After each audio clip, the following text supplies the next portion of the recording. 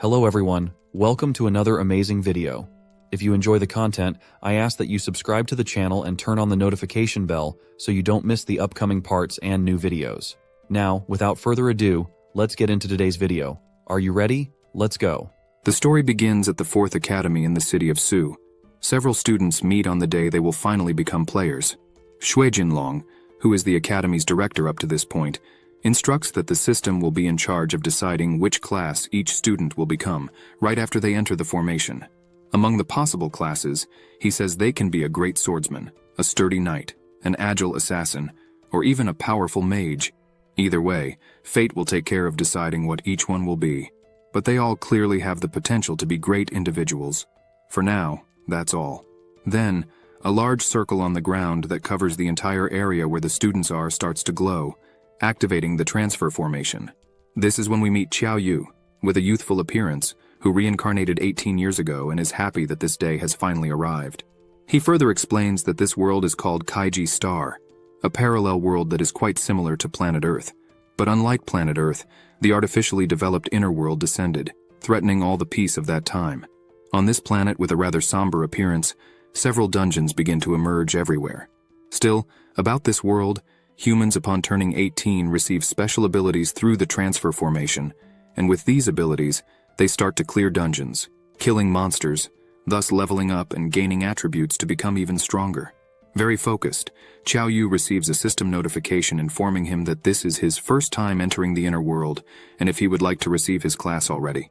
He then, full of confidence, just says yes, and in his thoughts he pleads for his ancestors to give him a great class in this reincarnation. The system then starts to load the draw. Suddenly, a huge skull-shaped aura appears around Qiao Yu. The system then congratulates him, saying that he received a secret class. Qiao Yu begins to look at the huge aura around him and how powerful it is. The system then says that the class is the Necromancer. He then starts to smile, as he couldn't believe how insane the class he had acquired was. He further explains that the Necromancer class is extremely rare, and that at most 2 people have managed to acquire it so far. With the Necromancer's staff, it is possible to summon numerous high-level undead directly from the gates of hell. The aura of this class is so powerful that it's as if several demons were around the user, and as long as he has mana, his power knows no limits. Qiao Yu then becomes happy, as in general, if a user receives a secret class, they are automatically stronger than all other users. That said, he starts to navigate the system to consult his attributes. Already on the attribute screen, he sees all the information he needs at the moment, such as his strength at 10, defense at 6, agility at 9, spirit 0, mana 10 out of a maximum of 10, life 10 out of a maximum of 10, and 0 out of 10 in experience. Qiao Yu then becomes desperate when he sees that his spirit is at 0. He questions whether a necromancer doesn't have any spirit. He then falls to the ground indignant at the attributes he just saw. After all, the initial attributes are distributed according to the class he won, and the maximum point in each status is 10. Therefore, he knows that the spirit attribute is the most important attribute for a class that consumes mana. Knowing this, how could he fight having less than 5 points in this attribute? Qiao Yu then begins to cry, knowing that there is nothing he can do.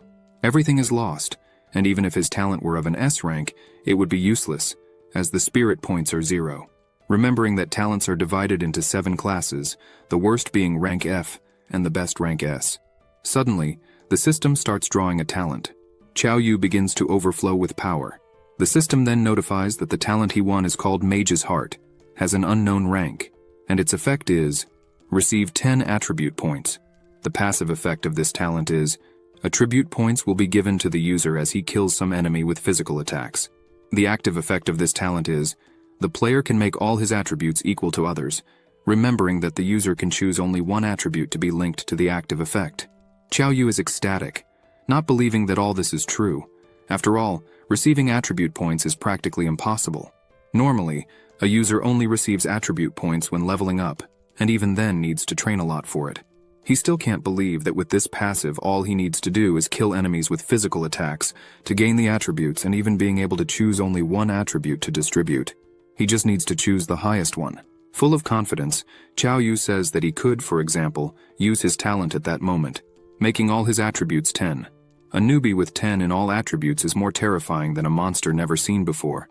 Still looking at his attributes, Qiao Yu begins to wonder if he should wait for his strength to reach 1,000, or maybe even 1,000,000 before using this ability. Just imagine, a necromancer with 1,000,000 points in everything. He could create an invincible army. He then smiles and doesn't forget that, for the passive to activate, the enemy must be killed through physical damage, so strength is extremely important to him. Without a second thought, he raises his arm and orders the system to put 10 points in the strength attribute. The system then complies with his request. Qiao Yu then observes how his attribute screen is. Now his strength is different. Previously 10, now it's at 20 points, with the title of Oppressive Vigor in front. He then, happy with all this, just says that now he just needs to make his registration and start a beginner mission. After all, only after completing this mission will he finally receive his class. After all this, a tornado of energy surrounds Qiao Yu, taking him to the beginner mission. He is then teleported to a totally different place, and in this place, he sees a portal and a girl in front of him. This girl then greets him, saying that her name is Elaine and that she was a guide. With that, she asks how she could help him. Qiao Yu is surprised by how beautiful Elaine is, even questioning if she was really just an NPC. Then he just says he wants to register to do his beginner mission. She then summons a gift and hands it to Qiao Yu, saying that it was his beginner's gift. Qiao Yu then opens the gift and is surprised by what he gets. He receives an old cloak, a staff, and an F-rank skill book that summons skeletons for battle. All items gained in this gift are beginner level. He starts to observe his body the way it turned out after receiving these items, noticing that the cloak is practically an accessory, and that the book is currently useless since he has 0 in the spirit attribute. But his eyes shine when looking at the staff. It had a beautiful appearance, and combined with his 20 points of strength, he would be able to hit many monsters out there. Elaine watches him without understanding why he was so happy. Then, with the staff in hand, Qiao Yu asks Elaine what his mission would be. She then, with an air of mystery, says that he must escape from the foggy cave inside the portal. Elaine then begins to explain that for this mission, he needs to be very careful. She makes it clear not to kill any skeleton soldiers, and that he only needs to find the fastest way to escape from there. When she was finishing her explanations, she looks from one side to the other and realizes that he had already entered the mission before she even started her explanations. Qiao Yu then, full of confidence, crosses the portal and finds himself in a place full of skeletons on the ground. At the same time, he looks back and wonders if Elaine was saying something he didn't hear. But he realizes that now it doesn't make a difference, since he was inside the mission, and it also doesn't make a difference, since in a beginner mission, it's theoretically not going to be difficult, but he keeps wondering why that place had so many scattered skulls. Suddenly he hears a noise coming from behind him. He turns around quickly, scared, asking whose noise that was. It's a common monster. Level 1 skeleton soldier. It has 20 life points, 5 strength, 0 defense, and 1 agility. Qiao Yu then holds his staff in his hands and positions himself to attack the skeleton soldier who is about to attack him. Then, with just one precise hit with his staff, he defeats the enemy, whose head is separated from the body while catching fire in green color. Qiao Yu then wonders if he really won, and that fighting without using magic is really difficult. Then the system notifies Qiao Yu that he had gained another attribute point, and 3 experience points for having finished an enemy using physical attack. In addition, he also gained a passive skill for having defeated his first monster with just 1 attack. The passive skill he received is rank A, named Miracle of Power. He can't believe his luck in receiving an A-rank skill right off the bat. In his system, Qiao Yu checks more details about this passive skill and sees that its effect is to double all the user's strength points at the time of the attack. He concludes that strength determines how much damage will be dealt to the enemy, and defense determines how much damage will be reduced when attacked by an enemy. So, 1 point of strength equals 1 point of damage. The same goes for the other attributes. Therefore, if an enemy has no defense at all, Qiao Yu's attack will deal 42 damage with the skill that doubles his strength when attacking. He found this skill too strong. Suddenly, a hand emerges from the ground, and when Qiao Yu turns around, he realizes that it's another skeleton soldier coming to attack him. Qiao Yu, with a serious expression, thinks that his initial focus is to finish his mission first. At that moment, a horde of skeleton soldiers advances towards him, all with the same attributes as the first soldier he defeated. Qiao Yu then waits until all the soldiers get close with their swords. Then, with just 1 strike, he finishes all 4 skeleton soldiers that had attacked him. As the skeletons' heads roll on the ground, the system notifies Qiao Yu that he just gained 4 more attribute points and 12 experience points for defeating 4 enemies using physical attack. Qiao Yu then notices his aura increasing. He was leveling up at that moment, and with all the gains he had so far, his strength was already at 30 points, something surreal for a beginner, since having 10 points is already remarkable. After that, Qiao Yu looks thoughtful and starts to question if those skeleton soldiers were there for the purpose of him farming levels, because if that's the case, it's too overpowered. Suddenly a rumble comes from the ground, a new warrior emerging from beneath the earth. This time, it was a skeleton captain, a common-level monster with 50 life points, 15 strength, 20 defense, and 1 agility. Qiao Yu is surprised by the 15 strength points of the new enemy, and says he can't be hit by him at all. But he charges forward with his spear, already imagining that since the enemy has only 1 agility point, he just needs to attack first. Qiao Yu then attacks the enemy with everything he has, but the skeleton captain defends with his shield, and then strikes back at Qiao Yu, who barely dodges as this attack ends up destroying the ground. Qiao Yu is then startled by the fact that the skeleton captain attacked while still defending, and not only that, but this attack was strong enough to break the ground. Next, the skeleton captain opens his guard to deliver an attack. Qiao Yu then crouches and realizes that there is an opening to attack. With that, he attacks the middle of the skeleton with everything he has, knocking it to the ground. Continuing the attack, he jumps on top of the skeleton that is still lying on the ground, and realizes that this was his chance to finish it. Qiao Yu then screams as he attacks with all his might, saying he wants to see how it will defend against this next attack. Not giving the skeleton captain time to react, the blow hits with great power, instantly killing the skeleton captain. The system then gives 3 more attribute points and 10 experience points for defeating the skeleton captain using physical attack. Qiao Yu is surprised at how this opponent was much more difficult than the common skeleton.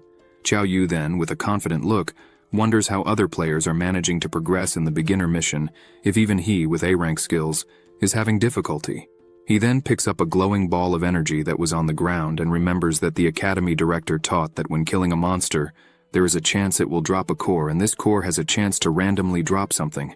So he wants to see what will drop from this skeleton captain's core. The system then presents his reward, a set of skeleton gloves, a usable item of rank D. After use, the next attack will have a 100% chance of being a critical attack. Qiao Yu then laments that it's not a permanent item, it will be lost right after use. Then, a giant horde of skeletons emerges from beneath the ground. Qiao Yu then turns around and wonders if more skeletons are really coming to attack him. He charges at the skeletons, but realizes that this time the number of skeletons is increasing greatly. Still charging at the skeletons, he remembers that, even though he is now at level 2, he only has a mere 20 hit points, so any damage he takes can be fatal. Qiao Yu then finishes off each one, gaining 1 attribute point and 3 experience points for each finish. In the end, he advances to level 3. After finishing off all the enemies, still wielding his staff against the skeletons, he is glad that at least they have only 1 agility point, so they are extremely slow. After finishing them all, he decides to check his current attributes. With the attribute system open, he sees that his level is now 3, with 46 strength points, 6 defense points, 9 agility points, 0 spirit points, 80 mana, 30 health, and lacks 10 experience points for level 4. Meanwhile, outside the school, several students are discussing the classes they acquired. One of them became a warrior, saying that their ancestors must be proud. The other students begin to wonder why the principal has not announced anything yet, since apparently everyone has already left. 2 students comment that it is not possible for anyone to fail in this beginner mission. How could someone take so long in something so simple? After all, even though the soldiers were relatively strong, they had no speed at all, so it was just a matter of running until the mission was completed. They also say that if someone failed such an easy mission, they would laugh until they cried. A friend of Qiao Yu starts to worry about his delay, not understanding why he has not completed this beginner mission yet. Back to Qiao Yu, he had finished off all the enemies and didn't know what to do next. He was confused as to why he hadn't received any notifications saying that the mission was over. Suddenly, a sinister voice from beyond appears, questioning how Qiao Yu dared to do all that. Qiao Yu is startled but remains alert. All the skull heads that were on the ground start to float. He then realizes that all of them are flying towards one place. Soon after, Qiao Yu realizes that they are all combining, turning into one giant skull. The ground begins to crack with such energy that surrounded the skulls. Suddenly, a giant 3-headed skull emerges, exuding a devastating aura. It was the mission boss, the Skeleton King. Its level was 10, it had 400 hit points. For some reason, it had entered the battle injured as its total life should have been 500, 45 strength points, 60 defense points, 1 agility point, and the ability Bone Explosion.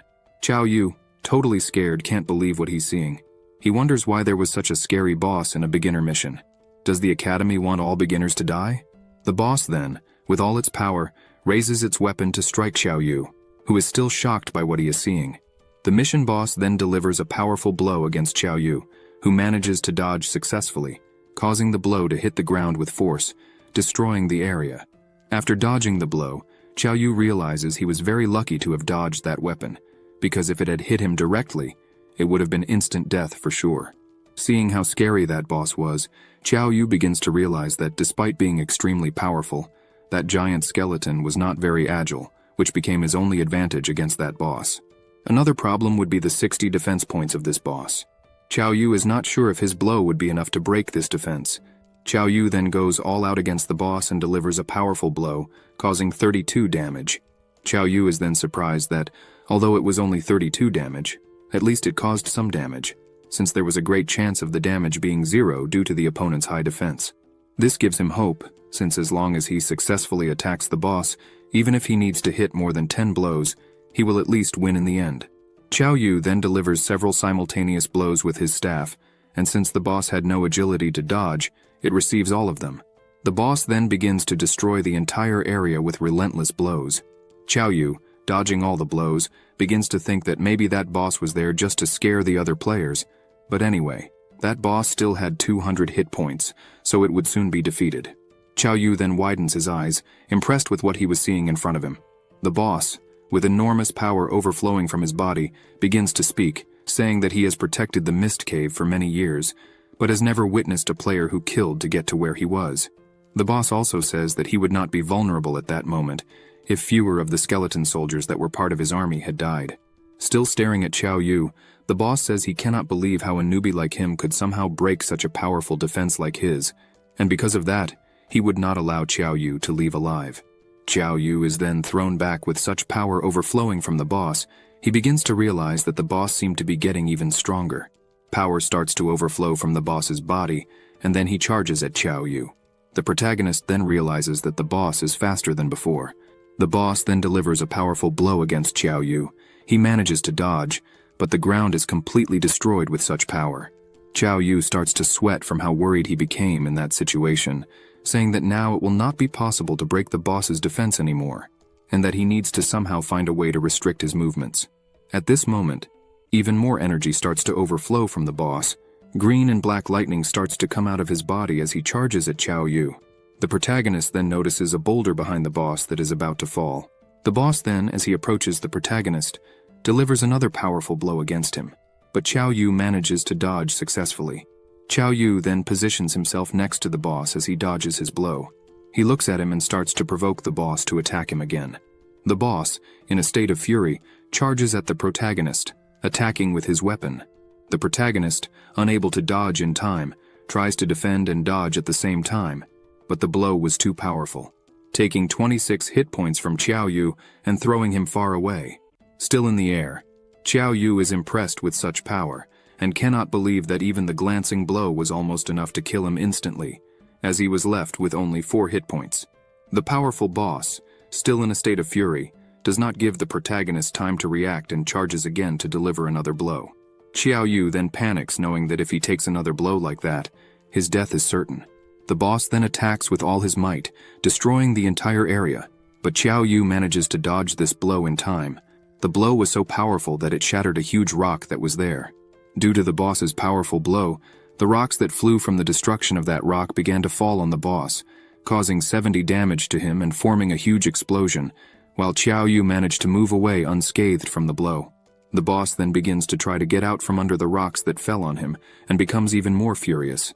At this moment he has 129 hit points after everything that happened. The worried protagonist looks at that boss, and is sure that he can no longer delay that fight. He needs to find a way to finish him off before the boss gets up again. Qiao Yu then takes a big leap towards the boss, who is still stuck between the rocks. He activates the item he had won, Skeleton Gloves, which provides double critical damage for the next attack. He then gathers immense power in his hand. The boss sees such power coming towards him and despairs, but now it's too late. The protagonist cuts the boss in half, as if a huge light were piercing through him, causing immense destruction and 132 damage to the boss. The destruction power of the protagonist's critical blow was gigantic. The fire that surrounded the boss gradually disappeared with his defeat. A portal appears in front of him, and at that moment, a system notification arrives, congratulating Qiao Yu for completing the beginner mission and officially becoming one of the players of the other world. In addition to congratulating the protagonist, it also gave him 30 status points. While energy overflowed around and black flames engulfed the boss's ground that he had just finished off, the system also notifies that he gained 3 levels for his first death. Qiao Yu then realizes that the energy overflowing in front of him was from the boss, more specifically the Skeleton King's ring that he also gained by defeating the boss. Qiao Yu is happy to see that it is also possible to gain items by defeating bosses. The beautiful Skull King's ring had a skull shape, was rank C. Its effect is, when equipped, the damage of the player's first normal attack will be increased by 50%, and it has a cooldown time between uses of 24 hours. It has no class restrictions. Qiao Yu then smiles seeing that beautiful ring and says that, although it is not a powerful item like the glove he just lost, he has an advantage that is being able to use it unlimitedly as long as he respects the cooldown time. Unlike the glove that after using once, the item disappears. He also comments that if he were to sell a rank C equipment piece, the price would probably be in the thousands. So, he definitely got very lucky this time. At this moment he looks to the side and remembers something the system said, "Your first death," and wonders if that means the Skeleton King died for the first time, meaning no one had killed him until that moment. Still confused, he questions if all that is true. How did the other players complete the mission without killing the boss? He says that in the end, it doesn't matter as he walks towards the portal. At this moment, the protagonist has the Disciple title, for being level 5, with 76 strength points, 6 defense points, 9 agility points, 0 spirit points, 200 mana, and 50 health. His talent is Mage's Heart, with an unknown level. The ability Miracle of Power ranked A, and his equipment is now the Skeleton King's ring ranked C. The protagonist then, passing through the portal, is teleported back to the academy along with all the other players who also completed the beginner mission. Qiao Yu's friend, happy to see his friend coming out safe and sound from the mission, runs and hugs Qiao Yu, showing himself very happy to see him well. The protagonist then, embarrassed, asks what he was doing hugging him like that in the middle of the crowd. His friend then asks what happened to Qiao Yu inside the mission. He asks why it took him so long to complete that mission, which was actually quite easy, and because of the delay, he imagined that the worst had happened. Qiao Yu is surprised by this and asks if everyone there completed the beginner mission quickly. His friend then says yes, that it had been 3 hours since the last person, besides Qiao Yu, left the mission. Qiao Yu then just says that's okay then, and asks his friend which class he chose. His friend then replies that he got the mage class and starts waving his wand, reciting an Avada Kedavra jokingly with Qiao Yu. Qiao Yu begins to reflect on all of this and wonders if everyone really went to the same world. At that moment, the player monitor arrives, laughing, saying that Qiao Yu was the last to leave. The monitor also tells Qiao Yu that he is just another embroidered pillow. That what good was it to be pretty, if in the end all that matters is talent, and he just says to Qiao Yu, "Do you know what my class is?" in a mocking tone. Qiao Yu then becomes worried about why the monitor is picking a fight with him. Then the academy director arrives, informing that everyone there had been officially registered and announcing that the next day, the whole class would participate in the beginner training. After saying that, he asks everyone to introduce themselves, saying what their classes and talents are. After all, there's nothing better than everyone getting to know each other. One student shouts excitedly that he chose the soldier class and that his talent was rank D, while another shouts that he chose the assassin class, and another disappointedly says that his talent was rank F, and that he was in serious trouble because of it. Here comes the turn of the beautiful Zhao Ziwei to introduce herself. She says she chose the healer class, was at level 2, had 3 strength points, 6 defense points, 5 agility points, and 6 spirit points. All the students go crazy, enamored by this student's beauty. Now it's the turn of the lovely Zuoyu to introduce herself. She summons a shield spell and says she chose the paladin class, and her talent was rank B. Her level was 2. She had 5 strength points, 9 defense points, 6 agility points, and 3 spirit points. Ma Fei, who was the class monitor, then introduces himself by swinging his sword, saying he chose the swordsman class. He was already at level 3 with 9 strength points, 6 defense points, 8 agility points, and 4 spirit points, in addition to having a rank B talent. The other students are impressed by Ma Fei's attributes, saying that with just a sword and a wine pot, a phrase often used in martial arts novels where the hero starts with just a sword and a wine pot, he already has a certain future. They also reinforce that the swordsman class is extremely powerful in the other world, and he was certainly blessed by the heavens to receive it. The director, upon hearing the students say their classes and attributes, begins to think that that class has good students. After all, someone with a rank B talent can already be considered a genius. He then calls Qiao Yu to introduce himself to the class. The protagonist then, with an extremely powerful aura emanating from his body, reveals that his class is the Necromancer. He says that at that moment it is not convenient for him to reveal what his talent is, at least not for now. After all, he himself doesn't know what that talent is, Qiao Yu thought. The director, excited by what he just heard, says it is not possible to have gotten the Necromancer class. It is a hidden class. All the students are shocked to hear this. They couldn't believe that a student actually got the Necromancer class, and that there was even a Necromancer who eliminated an entire syndicate alone. The class monitor, who was still in shock hearing that, begins to think that it was not possible. He got the Necromancer class right away, and he begins to think that after all, that was not an advantage. Even though it is a hidden class, they are still mages, and mages are famous for being fragile, always afraid of someone getting close to them. He further explains that necromancers specifically are even weaker than normal people because of the many years they spend in contact with the undead. They take a long time to cast an invocation spell, and usually don't have teammates to protect them. Additionally, he said that assassins, swordsmen, and similar classes are usually the best friends of necromancers. The monitor still laughs, thinking that Qiao Yu didn't reveal the rank of his talent, so it's probably such a mediocre talent that he preferred not to reveal it to avoid being mocked in the classroom. Unlike the class monitor, the other members of the class are surprised to see that Qiao Yu is not arrogant or annoying, that this would probably be the attitude of a true genius, that even though he got a hidden class, he is still modest. Another student then says that this must be the difference between a genius and other people, reinforces that even Qiao Yu's personality is centered, and that if he had gotten a hidden class like Qiao Yu did, he probably wouldn't be able to stay calm like him. Qiao Yu then smiles, but with a worried expression he begins to think that, despite being a necromancer, he can't cast a single spell. So with that, he is just a little stronger than a normal person. That in the end he wasn't even sure if he would be able to protect himself in the beginner training, so there's no reason for him to make a fuss about it. And he stops to think about what his classmates will do when they find out that he can't summon a single undead monster, even being a necromancer. The director then becomes pleased with his thoughts regarding Qiao Yu, that probably after completing the beginner training, he will be able to enter the best universities in the whole nation. After everyone introduces themselves, the director informs that the class is over, and that everyone could go home to rest, as there is a new training the next day. Qiao Yu's friend runs up to him, hugging him and saying how amazing he is, and how jealous he is of him for getting the necromancer class. Qiao Yu's friend Yang Viangoi then shows his status. He chose the mage class and is at level 2, has 5 strength points, 6 defense points, 3 agility points, and 8 spirit points. He also says that these attributes are probably not that bad. Qiao Yu then says with a worried expression that the important thing is hard work, and that only he can compensate for any other weakness, but says this sadly knowing that he has 0 points in spirit. Qiao Yu then notices that his friend's attribute points are all in single digits, less than 10, so having 76 points in one of the stats makes him practically a divine creature, probably. Qiao Yu arrives at his home.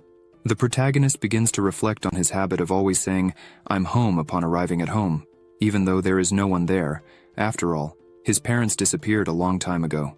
Seeing a picture of when he was a child, and his parents were still present. In Qiao Yu's mind, his parents did the same when they arrived home when he was little. In that world, his parents were good and kind people. He further explained that when he was just 6 years old, his parents said they were going on a long journey to the capital. But soon after that, his parents disappeared suddenly and mysteriously, leaving Qiao Yu orphaned in his childhood. Qiao Yu continues to look at his photo with his parents and wonders, where did they go? After all, it's been 12 years. The protagonist, with a serious expression, says he needs to get into the capital's university at all costs to find out the truth behind all this. Then comes the next day, and all the students are gathered in front of the principal, who says he has only one request for today's training. And with a serious expression, he explains that if there is any student who thinks they will not be able to get through this training, they should remember to retreat immediately. He also emphasizes that even if someone fails the training because of this, it is better than dying on this process. Everyone is shocked to hear him say this. The principal then continues to explain that no one needs to be nervous, but speaking in general, the beginner's universe is not so dangerous and hardly causes the death of players, but still, there are exceptions. With a mysterious expression, the principal explains that there was a catastrophic incident where a single beginner's world caused the extermination of an entire class of 40 people, and they all disappeared without a trace. He continues to explain that it is a scary world, although there are not many details, that until that moment no one knows what kind of beginner's world it could be. The only information they knew was that the beginner's world was called Nightmare Village. All the students are frightened by this story. The principal then smiles and emphasizes that there is no reason to be worried. As long as everyone leaves the other world on time, no one will be in danger. He then asks everyone to prepare, that as soon as the timer reaches 0, it was at 9 seconds, it will be time for everyone to depart for the other world. All the players fix their eyes attentively on the timer as the time goes down until it finally reaches 0. It was time for everyone to depart for the other world. The principal notifies that the training of the beginners had begun while a powerful dark energy surrounded Qiao Yu. That was the energy that would transport them to the other world. Then, all are teleported to the other world. By this dark energy, the students are amazed by the journey and observe that they landed in a village. While Qiao Yu seriously observed his surroundings, the other players began to question if this was the so-called other world that they needed to complete, and that it was a very mysterious place. Ma Fei then asks everyone to relax, that regardless of what happens there, he will protect them. Right ahead, at the entrance gate, it is possible to see someone standing there, although they cannot see their entire body, just their legs. All the players decide to enter the village. Guided by Ma Fei, he tells everyone that as long as they follow him, the success of everyone is guaranteed. While everyone follows him, Ma Fei begins to mock Qiao Yu in thought, saying that it does not matter if he is a necromancer, that means nothing. Ma Fei still reinforces in his thoughts that he is the most suitable to lead that class of players, and that, in the end, he is the strongest man in the entire room. Qiao Yu, also immersed in his thoughts, makes a serious expression, finding that world strange. After all, what kind of beginner's world was that? And why until that moment there had been no system notification informing anything? Suddenly, someone appears behind everyone just saying "what a pity" out loud, making all the players turn to him. It was a being with long white beards, dark glasses, wearing old clothes, and with bluish skin. This blue being says that everyone there is quite unlucky, and that it was a pity they were all so young. Everyone assumes a defensive position, and Ma Fei then asks if that being was an NPC. Qiao Yu asks the blue being what he meant by "everyone is unlucky to be there." Then the blue being, making a mysterious expression, congratulates them for arriving in the Nightmare Village. As he says this, several lightning bolts form in the sky. After that, finally comes a system notification, telling all the players that this was the Nightmare Village, and that its difficulty level was rank S for beginners. The system also explains that the difficulty of the beginner's training is calculated separately from the other worlds, that a rank S beginner is equivalent to approximately a rank E in the normal world, and the requirement to complete the training was to find the secret at the core of the Nightmare Village, and also to leave there alive. All the students panic upon remembering that name, Nightmare Village, the world that killed 40 people without leaving a trace, and that no one had been able to pass through until that moment. Many of the players begin to run desperately out of the village, saying they just want to go home, and that they no longer want to play that. Ma Fei then shouts asking everyone to calm down, that he would definitely lead everyone out of that village. Meanwhile, Qiao Yu reflects on the situation, thinking that this was a world of levels and that everyone needs to at least be in the initial stage. If everyone is still mere disciples, how are they going to get through this? In short, the levels in other worlds are divided into disciple, initial stage, intermediate stage, and final stage. Disciples are between level 1 and level 10. Initial stages are between level 11 and level 20. Intermediate stage is between level 21 and level 30, and above that is the final stage, King and Devotee, which is the highest of all. As the players approach the gate to pass through it, They try to flee and are thrown back by a barrier. Everyone starts to question what is happening. Why is there a barrier preventing them from passing through the gate? The blue being with dark glasses then asks them to stop struggling and further explains that once they enter the nightmare village, they can never leave, unless they complete the mission. The players then begin to despair, while one says that everyone there will die and that there is nothing to do in a place like that. Another says that he comes from a rich family and that he doesn't want to die so young. Ma Fei, seeing everyone's despair, asks them to calm down, that they should put their trust in him, that he will lead everyone out of that nightmare village. Qiao Yu then, with a serious expression, begins to think that he understands why the class of players before them was all erased, that the mission's goal is to find the secret at the core of the nightmare village. He also suspects this blue being with dark glasses, but until that moment he does not seem to be a bad person, so probably he is not an enemy. The blue being walks among the players saying that there is no reason for them to despair, that in the end, since they were all there, maybe with time everyone will become quite comfortable with the place. Ma Fei then has an idea and asks the blue being if he wants everyone to relax as a way to face that situation with confidence. The blue being then looks with a terrifying gaze at Ma Fei and says that was not it. He meant that since everyone was there, it was just to accept that they will die. All the players widen their eyes after hearing that. The blue being then laughs and apologizes to everyone for the joke. He is the chief of the nightmare village. His name is Wogan. He then informs that there are 2 requirements to be able to live in the nightmare village. The village chief then explains to everyone that any player can live in any house as long as it is empty, but no one can, under absolutely no circumstances, touch the black stones on the doors of the houses. In addition, everyone must return to their houses before dark, closing all doors and windows. The village chief also makes it explicit that after that time, no one can open either the windows or the doors under any circumstances. Qiao Yu, after hearing all those instructions, asks the village chief why no one can go out at night. The village chief then, making a grim face, says only that everyone will find out when the night comes. Time passed, and it began to get dark in the nightmare village. All the players decide to obey the instructions of the village master, dividing the whole class into 4 groups of 11 players each. Each group then chooses an empty house to spend the night, and following the orders of the village chief, they lock all the doors and windows of each house. Inside the house, Zuoyu, the paladin with a rank B talent, advises her whole group to rest on the 2nd floor that night just for safety, and everyone agrees, including Qiao Yu, who is part of this group. On the 2nd floor, the healer Zhao Ziyue is talking to Qiao Yu, and with all her charm, she asks him that if there is any danger that night, he protect her with his strength. Seductively, she also reminds him that she is the healer of the group, so she could provide a lot of life for him.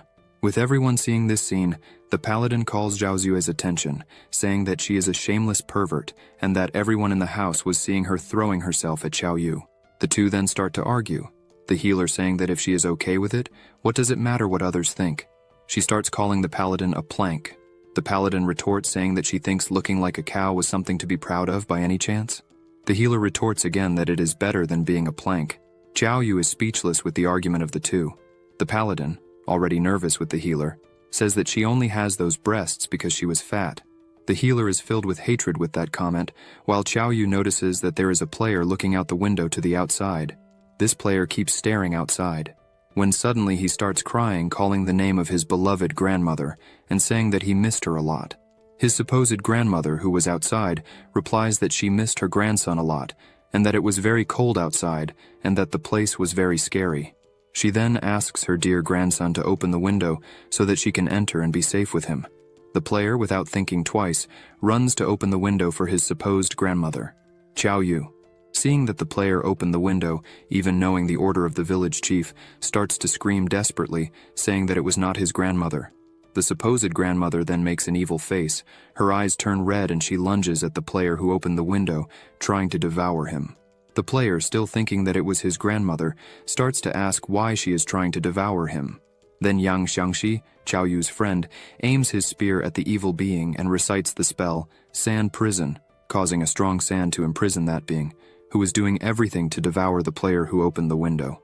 Qiao Yu's friend then asks that player to quickly move away from that evil being before he loses strength and can no longer hold her with the sand spell. The player starts to run desperately towards the group, while that being began to transform into a new creature coming out of the sand prison. Now this being becomes a level 3 nightmare monster with 50 life, 25 strength points, 5 defense points, 25 agility points, and has the talent, Charm. Seeing all the attributes of that monster, all the players enter into despair, saying that even that monster looking more like a demon was a common monster. So even common monsters are probably very powerful in a rank S beginner's world. The nightmare monster then charges at Qiao Yu's friend. This friend then enters into despair, but still jokes with the nightmare monster, saying that if it devoured all that fatty meat it would get high blood pressure. His life is hanging by a thread and he is making jokes in the face of danger. As he approaches, a barrier appears preventing the nightmare from crossing. It was the paladin who jumped in front of him, blocking the monster's charge with her defensive power. The paladin then instructs the team, asking Qiao Yu's friend to run away and asking the healer to heal her, since the nightmare's charge was causing 10 damage per second to the paladin, even though she was blocking it. She then also asks Qiao Yu to use his necromancer magic and summon the undead to attack this nightmare monster. The healer and Qiao Yu agree with the instructions. The healer begins to recite her healing magic to support the paladin and uses her spell, healing 10 life per second from the paladin, while the nightmare's charge continues to cause 10 damage per second. The paladin, with a serious look, begins to think that, despite everything, if everyone works as a team, that nightmare monster will be easily defeated. That all they needed to do at that moment was wait for Qiao Yu to summon an undead. Before finishing her sentence, Qiao Yu appears charging at her side and attacking the nightmare monster with everything, using his staff. She is surprised to see him going for a physical attack with so much power. Qiao Yu then charges at the nightmare, delivering a fatal blow to it. His friend is surprised by what he is seeing, saying that a staff is not meant to be used in that way, as if it were a sword, and that if he continues so close to the nightmare monster, it would be the end of him. Qiao Yu's powerful blow then pierces the head of the nightmare, causing instant death to the monster. All the players are left open-mouthed witnessing that unusual scene. One of the players, not believing what she saw, asks how a nightmare monster with 50 life was killed with a single blow. Another player asks if all necromancers are so powerful. The players then approach where the nightmare was defeated and realize that its body disappeared, leaving a black stone in its place. The paladin, surprised to see that, says that the symbol on that stone is identical to the symbol on the door, but as the monster and the door are from the nightmare village, then it would not be strange for the two to have the same symbol. Qiao Yu clenches his fist and begins to observe that at that moment there was something strange, that it would probably be a bug. He was noticing that even finishing a nightmare with a single melee blow, he did not receive status bonuses for that finish. The paladin, observing how Qiao Yu was strange, asks him if he noticed anything different at that moment. Qiao Yu only answers that he did not notice anything, that he was just daydreaming. After this event, the next day, during the day, all the players leave their respective houses. Some players even think that, thanks to the paladin and Qiao Yu, there was no major incident that night, and that everything went well. Another player, remembering that night, says that he still gets chills just remembering how scary that nightmare was. One of the players then starts saying that it wouldn't be a bad idea to stay close to Qiao Yu. After all, he dealt with that nightmare monster with extreme ease. Another player also says that, besides that, before Qiao Yu took action, the paladin defended the nightmare's charge masterfully. Her courage to face the monster head-on was simply amazing. Ma Fei, from afar, just watches that conversation attentively.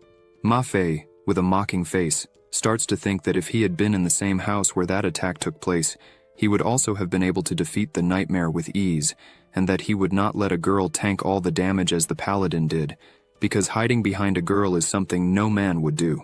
Still submerged in his thoughts, Ma Fei draws his sword, making a hero pose, and says that when he encounters a nightmare, he will finish it with just one blow. At that moment, Qiao Yu and his friend arrive, seeing the class monitor making all that pose with the sword. Qiao Yu then asks if he was going to do the morning training so early, that apparently he is really hard-working.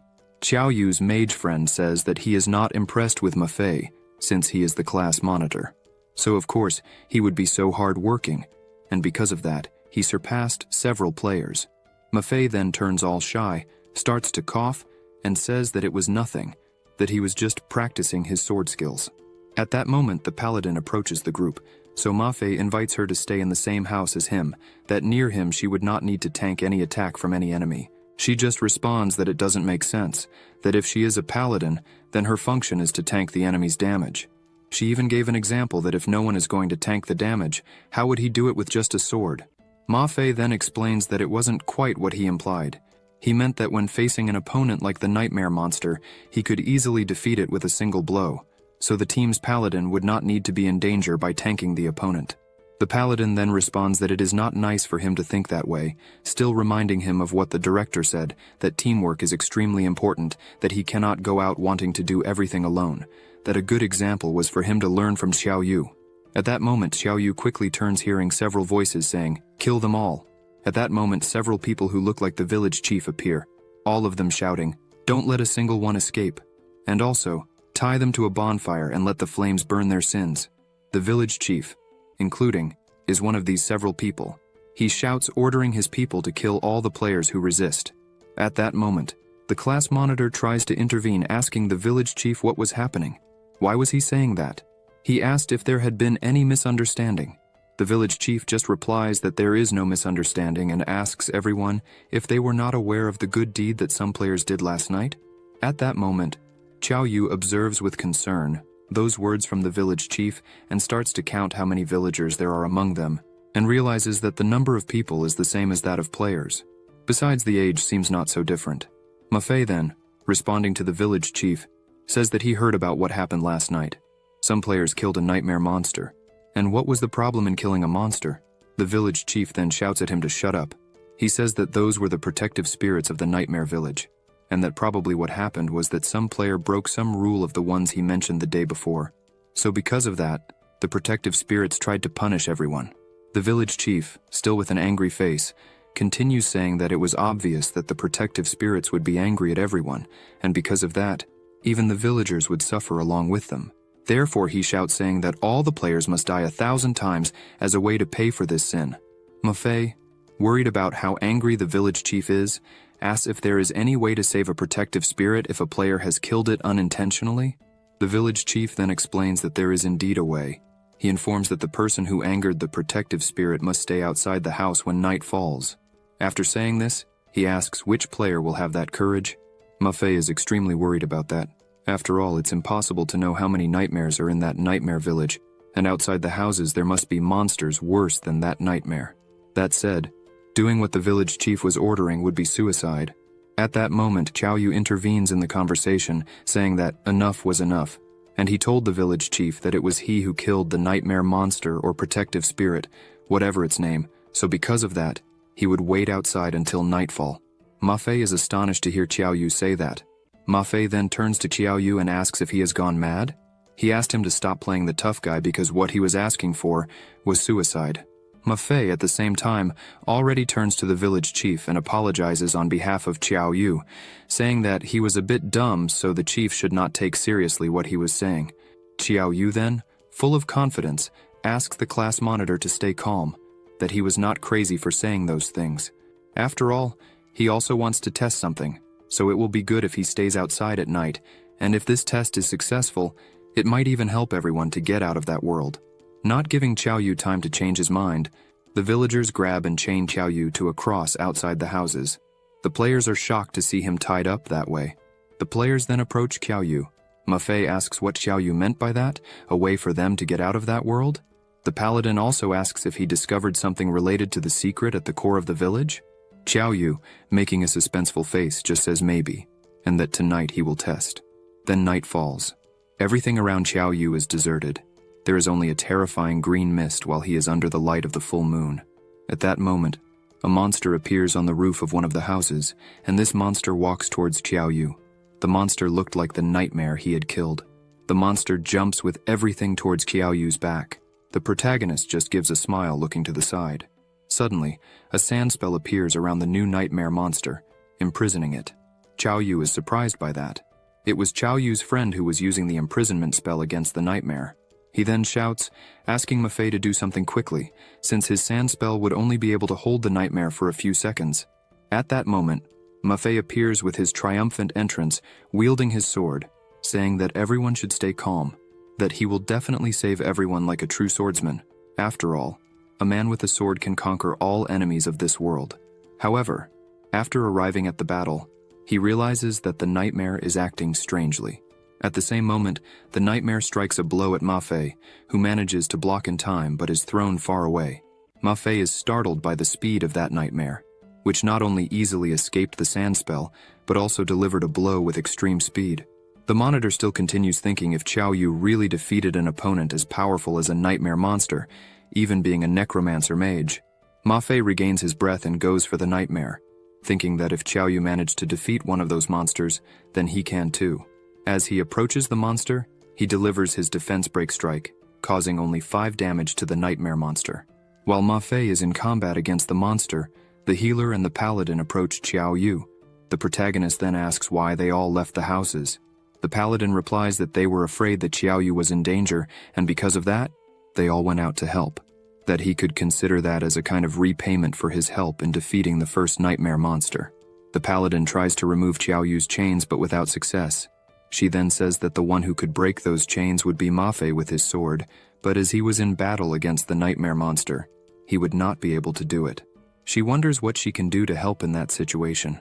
After that, Qiao Yu just says that there is no need to do anything, and then breaks the chain with his own strength. The healer and the paladin can't believe what they just saw. A necromancer with such absurd physical strength that he can destroy chains with his own hand.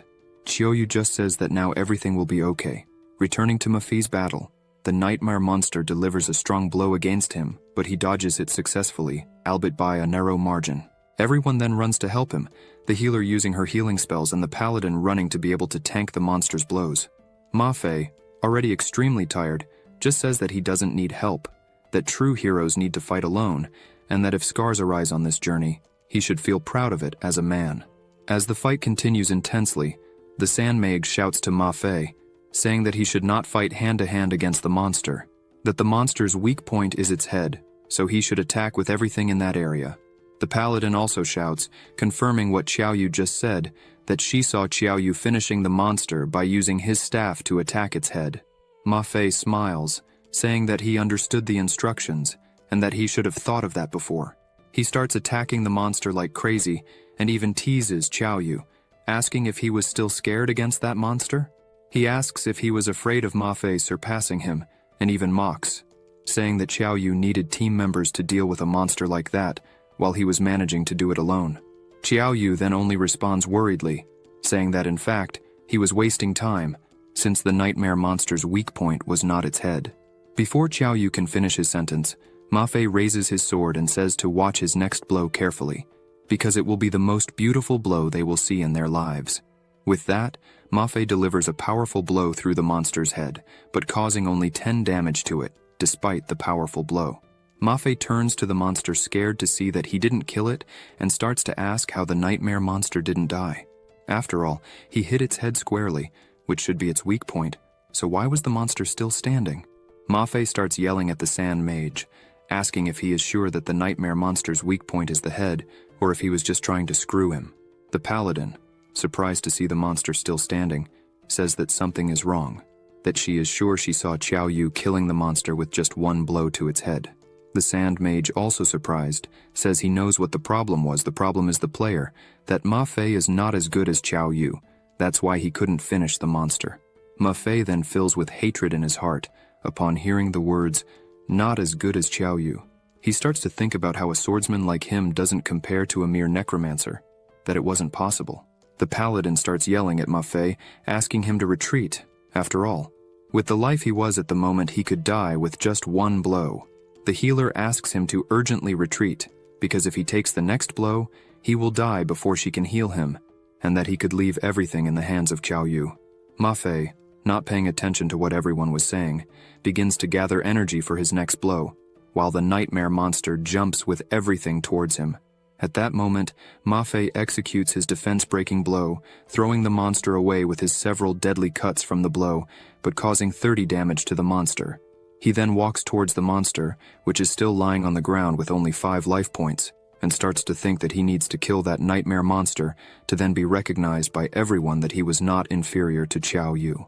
Just as he finishes his sentence, Qiao Yu comes with his staff and strikes the monster, causing 5 damage and finishing it off before Ma Fei could do it.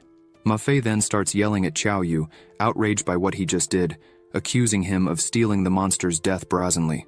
Xiao Yu then picks up the stone that the monster left behind and praises Ma Fei, saying that he worked hard for the good of the team and that he deserved congratulations. Ma Fei, still very angry with Xiao Yu, starts yelling, asking what he just did, that he was the one who finished the monster and that Xiao Yu was just trying to steal his fame. Ma Fei can't control himself with what just happened and starts yelling, saying that it's good that everyone saw that it was he who defeated the monster and not Xiao Yu, that this brat stole his moment of fame. The healer and the paladin are frightened by Ma Fei's paranoia, so they just stay quiet, while the sand mage tries to calm him down, saying that he should forget about it, that it's over. At that moment, Xiao Yu observes the stone that dropped from the monster, but nothing special was happening with it. At this moment, the players are startled when they look up. There were 2 nightmare monsters this time coming at them. Xiao Yu then yells at the team, asking them to run to the house, since there was no need for them to put their lives at risk against those monsters, especially since he had an idea of how to get past that. Before the monsters could reach them, everyone enters the house, causing the nightmares to stay outside, unable to do anything. Upon entering, the paladin questions Xiao Yu about the way to get past that he just mentioned. He then smiles, looking to the side, and says that tomorrow everyone will know, and when the time comes they should just listen to him. The next day, as soon as the players went outside their houses, they were greeted by the villagers' screams. Their chief starts yelling that the players are despicable, that the villagers gave the players a chance to redeem themselves, and yet they went and killed another protective spirit, and even yelled that all the players should disappear to hell because of that. The chief continues yelling, saying that they will not get through that day. Now everyone will die, otherwise it will be the end of the nightmare village. Xiao Yu then goes near the village chief and asks if all of them there were really residents of the nightmare village. The chief retorts, saying that it was obvious they were residents there, they had been there for several generations, and that he should not come with that joke this time because his death was already certain.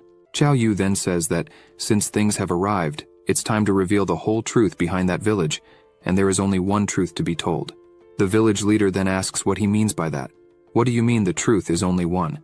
Xiao Yu then points his finger at the village leader and says, it's you, and you. Xiao Yu says that everyone in that village is not the original inhabitants of the nightmare village. Xiao Yu then says that there were 40 players in the class before theirs, and the whole class was destroyed by the nightmare village. And Xiao Yu reinforces that when his class teleported to this fantasy realm, they have been trapped since they entered, and since then, it has not been possible to find any way out of that world. The village leader then begins to laugh, saying, what fantasy kingdom? What class? What story are you telling? The leader continued, saying that Xiao Yu is just afraid of death, and is creating stories to calm all the citizens, and that everything he said made no sense, and to make matters worse, he would have no proof that what he just said was true. Xiao Yu then smiles and says yes, he has proof of what he was talking about. Xiao Yu then takes a shining stone out of his pocket and shows it to the village leader.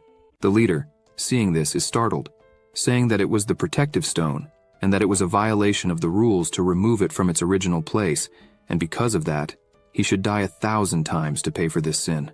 At that moment, the other 4 players who helped Xiao Yu also take a shining stone out of their pockets. The village leader then goes into shock at seeing this. He screams that the protective stones are divine objects of the highest level that are entrusted with protection during the night period, and if someone dared to tamper with them, that person will receive divine punishment. Xiao Yu then points to the stone and says that the protective stone has nothing, that the entire fantasy realm was made up of that black stone and the mysterious symbols that each one has. So it is enough that everyone shatters the black stones for cracks to start appearing throughout that fantasy realm. All 5 players throw their stones on the ground, causing a strong explosion. The leader and the other villagers cannot believe what they are seeing. The stones were in pieces at that moment. Soon after being destroyed, cracks appear in the sky of the nightmare village. The villagers look up, not believing what just happened. Another crack appears, causing the village leader to begin writhing in pain, and memories begin to emerge in his head of him arriving with his class in the village and telling the director to stay calm, that he will take care of taking everyone away safely, and asked everyone to, as long as they work together, they will complete that beginner training without many problems. One of the players even says that when the time comes she will go straight to Kyoto University, while another says that he will become the strongest mage of all time. After that, they begin to wonder what kind of place that nightmare village would be. Suddenly, countless monsters appear running after all the players. The leader then asked that no one panic since there should be a way out of there. After that, his memories become clearer to the point of him seeing all his friends as monsters, and him asking what place was that. After all, was he the boss of everyone there? After all this, the appearance of the village leader returns to normal as a common player, as well as all his memories. He remembers that he was just the monitor of his class. Lo and behold, a system notification arrives saying that a player has discovered the secret at the core of the Nightmare Village and successfully awakened all the residents. The system also informs that the mission was completed successfully. The rewards will be calculated based on individual rankings. All the players start jumping with joy, shouting that they finally passed. Then a notification appears saying that all the players will be teleported out of the world. The players who were trapped in that world thank everyone for finally having freed themselves from that prison and teleport away. The Sand Mage then begins to praise Chao Yu, saying that it was a very good move to discover a way out of that place. As for the class monitor, he says that Chao Yu was smart for a change. He just laughs and says that he will talk better as soon as they leave that world. Time passed, and everyone was shocked as to why they had not yet been taken back to their world. The paladin begins to question if they really didn't pass. Even after doing all that, was that not the real mission? Everyone was in shock at that situation. Then the system chimes in, and a notification appears congratulating the 5 players for having destroyed the Black Stones of Nightmares. However, now a new mission will be assigned. Recover the Heart of Nightmares. Chao Yu has a serious expression upon hearing the system notification. The system then informs that the mission difficulty is rank E. At this moment, Chao Yu is at level 5, with 101 strength, 6 defense points, 9 agility points, 200 mana, 50 life points, and still 0 points in spirit. At this moment, back at the 4th campus, all the students had returned, except for the 5 who completed the mission. The players then begin to wonder if everyone really managed to get through the Nightmare Village, but question where Chao Yu and the others were, since they were not there. The director then, seeing all this, begins to wonder how that was possible. Did the 5 activate a hidden mission? And if so, and they managed to successfully pass this hidden mission without a doubt, they will be able to choose any university in the country just for having achieved this feat. However, the director's concern was in relation to the hidden mission, which is usually extremely difficult and dangerous, and the mission is precisely in the fearsome Nightmare Village. And to make matters worse, all the players are novices. The director wonders if everyone is strong enough to complete it. Back to the Nightmare Village, all 5 are worried about their current situation. The swordsman comments that he is at level 3, so probably everyone else should be around that level too. The Sand Mage comments that activating a hidden mission while still being so weak is pure suicide. He thinks they were too unlucky. The healer then asks where they will find this Heart of Nightmares, and even finding it, how will they recover it? The paladin then asks Chao Yu if it was possible that, to complete the mission, it was just a matter of waking up the village chief and the rest of the villagers, that it would be enough to complete the mission, but because they broke all the black stones it activated the hidden mission. Chao Yu just gives a worried laugh thinking she might be right. The Sand Mage, all excited, comments that in the other world hidden missions are something rare to be activated, that usually you achieve them without looking and don't activate them by looking. He then asks Chao Yu if he knew from the beginning that breaking the black stones would activate a hidden mission, and that's why he asked everyone to break them at the same time. Chao Yu just pretends, saying he doesn't know anything. The Sand Mage, still excited, starts calling Chao Yu brother, saying that it's not just anyone he calls that way affectionately, and that Chao Yu didn't want to take on the hidden mission alone and was willing to bring everyone so they could share the rewards of a hidden mission, and that he was sensational for thinking of his friends. Chao Yu just keeps disguising his expression, since he had no idea that would happen when breaking the stones. The swordsman then starts to think that he didn't imagine that Chao Yu was willing to share a hidden mission with everyone, since that is a unique opportunity that usually has a huge reward.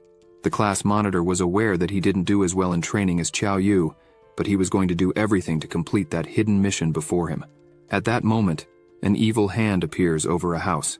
Then several nightmare monsters appear at the same time, attacking the whole group while screaming, "Everyone must die, everyone must die." These nightmare monsters are level 5. They have 50 life points, 25 strength points, 5 defense points, and 25 agility points. The monsters this time were more furious and kept saying that all the players would die there. Everyone positions themselves for combat. The Sand Mage then says that this time they were not kidding since they were attacking with 4 monsters at once. This time it will be impossible to defeat them. The paladin then asks everyone to stay calm and asks the healer to prepare, as she will need her healing at any moment. The battle then begins. Everyone uses their powers against the nightmare monsters. The paladin using her shield magic to prevent one of them from attacking. The sand mage using his spell to trap another nightmare monster. The swordsman going up to deliver his attacks, and the healer healing the paladin since she takes damage per second. The swordsman then delivers his strongest blow, the defense-breaking blow, but it only deals 10 damage to the nightmare monster. He then is surprised to see that his powerful blow was only able to cause 10 damage with a blow, while Chao Yu killed one of the nightmares with just one blow. The healer at that moment asks that they finish off the monsters once and for all, because her mana was running out. And to make matters worse, the paladin was also running out of life, while using her spell to defend the onslaught of the nightmare monster. At that moment, Chao Yu jumps and finishes off with a powerful blow, the nightmare monster that the paladin was holding. The system then notifies that player Chao Yu has finished off a nightmare monster with melee attack, and for that was granted a free attribute point and 10 more experience points. The paladin shouts for Chao Yu not to get distracted, as there were 2 more nightmare monsters going to attack him. Chao Yu then turns to face the 2 nightmares, and with his powerful staff he attacks the 2 nightmares at the same time, finishing them off with just 1 melee blow and receiving attribute points as a reward. Chao Yu is happy to notice a drop in front of him and is happy with everything he was winning. Really, a hidden mission gives great rewards. He then picks up the drop that one of the nightmare monsters dropped. It was a small fairy necklace, a rank F equipment whose effect increases the damage of abilities by 5%. However, there is a restriction. It can only be used by the mage class. Chao Yu is worried to see all that information, which, although very good, would not be very useful to him, since he doesn't use abilities. So he decides that he will give that equipment to Xiangdi, since he is a sand mage and has several abilities to be exploited by that equipment. Everyone then gathers. The paladin says it was a big scare, but everyone worked very well together. Ma Fei then asks if everyone saw how amazing he was attacking the nightmare monsters, while Chao Yu urges everyone to hurry up and look for more nightmare monsters to kill. Chao Yu, with an expression of extreme confidence, is at level 5, with 101 strength points which now have a doubled bonus, 6 defense points, 9 agility points, 200 mana, 50 life points, and still has 0 spirit points. He is happy that he only needs to kill 1 more nightmare monster to advance to level 6, and in that hidden mission, the chances are very high to drop some rare equipment, so he needed to make the most of it. All 5 then set out to complete the mission. Xiangdi, still not quite understanding the mission, asks Chao Yu if the hidden mission really is something about recovering the Heart of Nightmares. Chao Yu, already happy with the number of items that could drop in that mission, answers that probably that so-called Heart of a Nightmare will be precisely in some nightmare in that village, so all they need to do is go out and kill all the nightmare monsters they find. While Chao Yu happily bounces off in search of nightmares, he steps on a suspicious floor that causes a huge crater to open up beneath all the players, throwing them into the ground. They then start to be sucked into this crater, all screaming in despair without understanding how that happened. Chao Yu was very worried about where he would fall, since so far he has no ability to land safely. He then falls and feels that he landed on something soft and starts to wonder where he might have fallen. And why was that ground as soft as a sponge? Chao Yu then looks down and is embarrassed to see that he actually didn't fall on the ground. He fell on Xiangdi, and that's why the ground was soft. Xiangdi, indignant at that, kindly asks Chao Yu to get off him. Chao Yu then, still embarrassed, apologizes and says he was indeed wondering why the ground was so soft. At that moment, everyone seems to have landed safely. Chao Yu asks if everyone is okay. The paladin replies that she doesn't know how, but everyone is okay. Everyone starts to look around, worried about the place they fell into. Xiangdi, frightened, questions what that strong smell there would be. Did they fall into a sewer? The paladin then replies that the place was not ventilated. There was everything in that place, from dead bodies to animal feces, so it would not be uncommon to have that strong smell around there. The healer, completely frightened, looking ahead, says that this is not right, that this cannot be happening, that all that smell came from the breath of a monster that was in front of them. Everyone then immediately turns to understand why the healer was so scared, and they come across a gigantic monster sleeping. It was similar to a nightmare monster, but extremely larger and much scarier. The monster was a rare boss, the king of nightmares. He was at level 10, had 1,000 life points, 65 strength points, 20 defense points, 60 agility points, and his ability was compulsion. At that moment, the King of Nightmares was under the effect of sleep. The system then notifies that waking the King of Nightmares will cause him to enter his frenzied hunting mode. Chao Yu is worried to see that boss. He starts to ask if that was a rare boss, because this boss is level 10, just like the Skeletal King boss he faced earlier.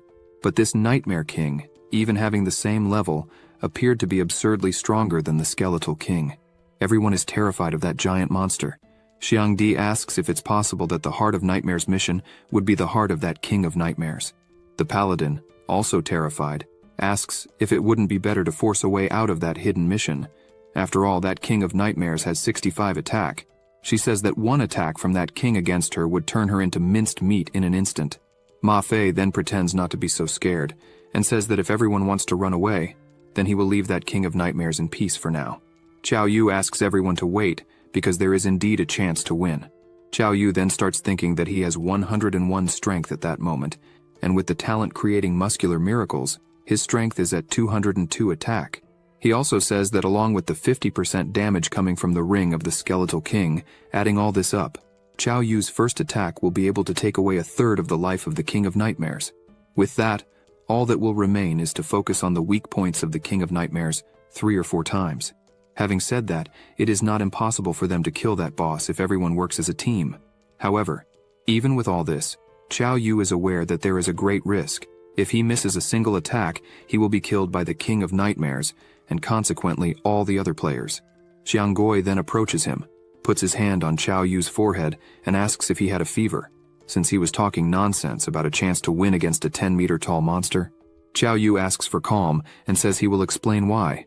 Although yes, the stats of the King of Nightmares are incredible, his obvious weakness was his defense. So if everyone uses their strengths against this weakness of the King of Nightmares, they will definitely have a chance to win, even if it's not 100% chance. The Paladin then approaches and says that it was for all of them to distract the King of Nightmares as much as they could so that he could go on the attack. Chao Yu says yes, that if everyone can attract the attention of the boss, he will undoubtedly be able to kill him. However, with a serious face, Chao Yu says that even with all this, the mission is still extremely dangerous. The agility of the King of Nightmares is much higher than everyone's, and probably none of the 5 would resist a single attack from him, since his attack power is higher than the life of everyone there. Having said that, everyone needs to focus on teamwork if they want to come out alive. Everyone then gets excited about the chance of victory. Ma Fei says that this time he will cooperate since he was asking. Xianggui says that he trusts his life completely to him. Ma Fei with a serious expression reinforces that there's no need to try to show off if he can't do it. After all, it wouldn't be shameful if everyone ran away from such a powerful boss. Chao Yu then fills with confidence and tells everyone to relax. Chao Yu then jumps onto the shoulder of the King of Nightmares, since he was still sleeping. Already on top of the boss, Chao Yu is aware that as long as he doesn't attack him, he will continue to sleep, and that the first blow was extremely important. Having said that, he would need to look for the weakest point of that boss. While Chao Yu was looking for some weak point, he observes a kind of glowing core in the King of Nightmares, and that catches his attention. Chao Yu observes well, and it seemed to be an energy sphere attached to the King of Nightmares. Chao Yu then is surprised, since that was probably the weak point of the King of Nightmares. He then raises his staff and attacks the King of Nightmares with everything, thus activating the effect of the ring of the Skeletal King. The attack was so powerful that it caused a huge explosion, causing 508 damage to the King of Nightmares. Ma Fei and Xianggui can't believe what they just saw. How could that absurd damage be done with a single attack? No one could believe it. However, at that moment, a system notification arrives saying that player Chao Yu destroyed the Heart of Nightmares, and because of that, the mission was being changed. At that moment, the King of Nightmares opens his eyes, waking up because of Chao Yu's attack. The mission now is to kill the King of Nightmares. The mission level is rank A. The boss then gets up showing how powerful he is, while Chao Yu jumps off his back since he has now woken up. Chao Yu then lands on the ground and asks everyone to get ready, that if they all follow the plan, everything will be alright. They just need to help him find a gap so that he can deliver another blow to the King of Nightmares. The boss stares at them.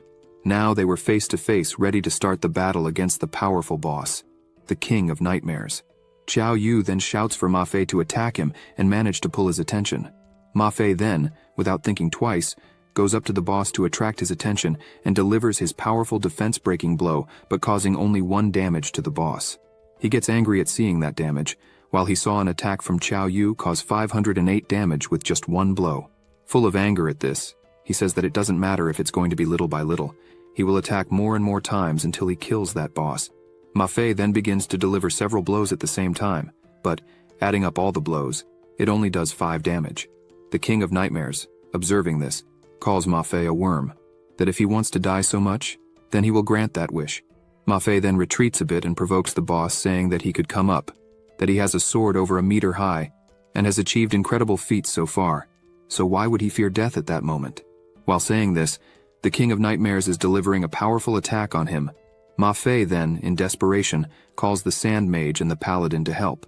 Then, barely, with their Sand Prison and Light Shield spells, they manage to hold off the King of Nightmares' attack a little before it hits Ma Fei. Ma Fei then continues to block the boss's attack, since, thanks to the spell of the two, the attack was weakened, but still causing 25 damage per second, while the healer was healing 20 per second. The Paladin reinforces that even though they manage to block and Ma Fei continues to be healed, he will not be able to stand up for long. Ma Fei then despairs, screaming that he will not be able to hold on much longer, and asks if Qiao Yu is ready. Otherwise, he will die there. Qiao Yu then starts running towards the boss, saying that he is finally ready. Then he jumps and delivers a powerful blow that causes 182 damage to the King of Nightmares. At that moment, the boss enters a kind of rage, with a notification arriving saying that the life of the King of Nightmares is very low and he is about to activate the Realm of Nightmares. Qiao Yu is startled to hear that since he wasn't expecting it. The boss then starts screaming, releasing a powerful black aura around him. All the players are worried, as they were taking area damage as the boss continued to scream, and it was not possible to block that damage. Qiao Yu then gets serious, imagining that he can't give that chance to the King of Nightmares. He is sure that everyone there is only trapped for so long because they were hit by that attack. He then, angrily, tells that monster to stop that area spell and delivers a powerful attack against the King of Nightmares while he was charging his spell, causing 182 damage.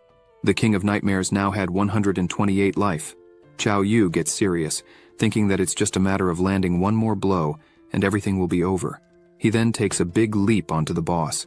The healer then asks him to be very careful, as she has no more mana, and therefore cannot use her healing. Qiao Yu, at that moment, was only focused on his attack, so he shouts that he doesn't need any healing, and pierces the King of Nightmares with his powerful physical attack, causing 128 damage, and thus finishing off the King of Nightmares. Qiao Yu is tired at that moment, as system notifications arrive congratulating Qiao Yu for finishing off the boss of the Nightmare Village for the first time, and because of that, he will gain 30 status points. In addition, Qiao Yu gained another 10 status points for finishing off the King of Nightmares using melee attacks. The King of Nightmares then begins to disappear, breaking into pieces since he was finished. At that moment, the hidden mission to kill the King of Nightmares was completed. The system will distribute the rewards according to the players' rankings. All the players are happy to have achieved something that seemed impossible. The system starts to distribute the rewards. First player Zi Wei, who is the healer, received a rank D classification and a rank D talent called Spring Breeze and Willow. Player Yu, who is the paladin, received a rank C classification and a rank D talent, Spring Breeze and Willow. Player Xiangoi, who was the mage, received a rank C classification and the rank D talent, Earth Explosion Magic. Ma Fei, who was the swordsman, received a rank C classification and a rank D talent, Splitting the World with a Blow. Qiao Yu received a rank A classification, as well as winning a rank B skill book, Lightning Magic. Qiao Yu says that for now, it is not possible to use the talent he just acquired, but he still had the soul of the King of Nightmares as a drop, so he hopes very much that this drop brings something very good. Qiao Yu then gets a powerful sword as a drop from the King of Nightmares. The dragon-piercing sword was rank B. Its effect increased the attack by 100 points, ignored 30% of the enemy's armor, and increased sword damage by 20%. No cooldown. The sword can only be used by fighter classes, and its initial level is level 11. Qiao Yu is outraged by that drop, saying that he was very unlucky to have gotten just a sword that was not useful to him, while Ma Fei looked in wonder at that beautiful sword. Qiao Yu then throws the sword to Ma Fei, saying that he could keep the sword. Ma Fei, in disbelief, says that he will really give a rank B sword to him for free. Qiao Yu explains that the sword would only be useful for Ma Fei anyway. After all, no one else there uses swords, so it would only serve him anyway. Ma Fei, amazed by that sword, asks if Qiao Yu doesn't know the values of a rank B equipment. Many players don't even have the possibility of buying a sword as expensive as a rank B one, and if Qiao Yu sold it, he could even buy a huge house in the capital. Qiao Yu just says that he doesn't care about that, and that he should have fun with that sword. Qiao Yu continues searching in the soul of the King of Nightmares to see if there was any other drop, and is outraged that he only dropped one equipment, which was that sword. Qiao Yu then lets it go and decides to open his status to check how he was at that moment. Qiao Yu was at level 7, already had 151 strength points that were doubled by his talent, 6 defense points, 9 agility points, 300 mana, 70 life points, and 0 spirit points. He had 2 talents at that moment: a rank A ability, a rank C equipment, a rank F skill book, and a rank B lightning magic. Qiao Yu was happy with his status, but was worried that despite his strength having increased a lot, having only 70 life points was quite worrying, since a slip-up could mean he could die with just one blow. He then analyzes his talent, Mage's Heart, more closely, which basically allows him to increase one status. He realizes that this passive restriction, which does not allow increasing other statuses, is a big problem. So he needs to think of other ways to stay alive during battles. He needs to do everything to not slip up during battles. The system then notifies the players that the hidden mission has been successfully completed, so all players will be immediately teleported back to the real world. All 5 then return to the real world. All the players who were already there start shouting that they finally came back and that all 5 are well. The director then runs to meet them, saying that they finally came back. He was worried since the 5 disappeared for 2 days. Everyone thought they would probably never come back. He takes the opportunity to ask what happened in the Nightmare Village for them to have taken so long. After they explain what happened, the director bursts into laughter, saying that he imagined they found a hidden mission and that all 5 are very lucky. All the best universities in the world will fight to recruit all of them. The other players there are surprised at how that class formed 5 geniuses at once, who are coveted by all the best universities. That was incredible. Another player says that the class really was a class of geniuses and wonders, when he will be able to be as incredible as Qiao Yu or as the class monitor. Ma Fei then smiles while observing Qiao Yu, saying that the next time they enter any world, he will make Qiao Yu regret giving him that rank B sword, and with such powerful equipment, Ma Fei will definitely be able to defeat Qiao Yu when they reach the initial stage realm at level 11. At that moment, someone comes into the hall running like crazy, calling the director, saying that there are some people from Huaging University and Jingdu University, and that these universities were looking for the 5 players who survived the hidden mission. The director is worried to hear that since he hasn't even reported on the situation yet, and there are already elite universities that have such up-to-date information. It seems that the director will have a happy ending to his career as a director before retiring. At that moment, 2 people enter the hall, heading towards the director. The director then happily greets the 2. One was Professor Peng, and the other was Professor Pei. They were happy to see each other after such a long time. One of the professors then asks if those are the 5 students who completed the Nightmare Village, and also the hidden mission. That was extraordinary, as expected. He then introduces himself, saying that his name is Peng Liang.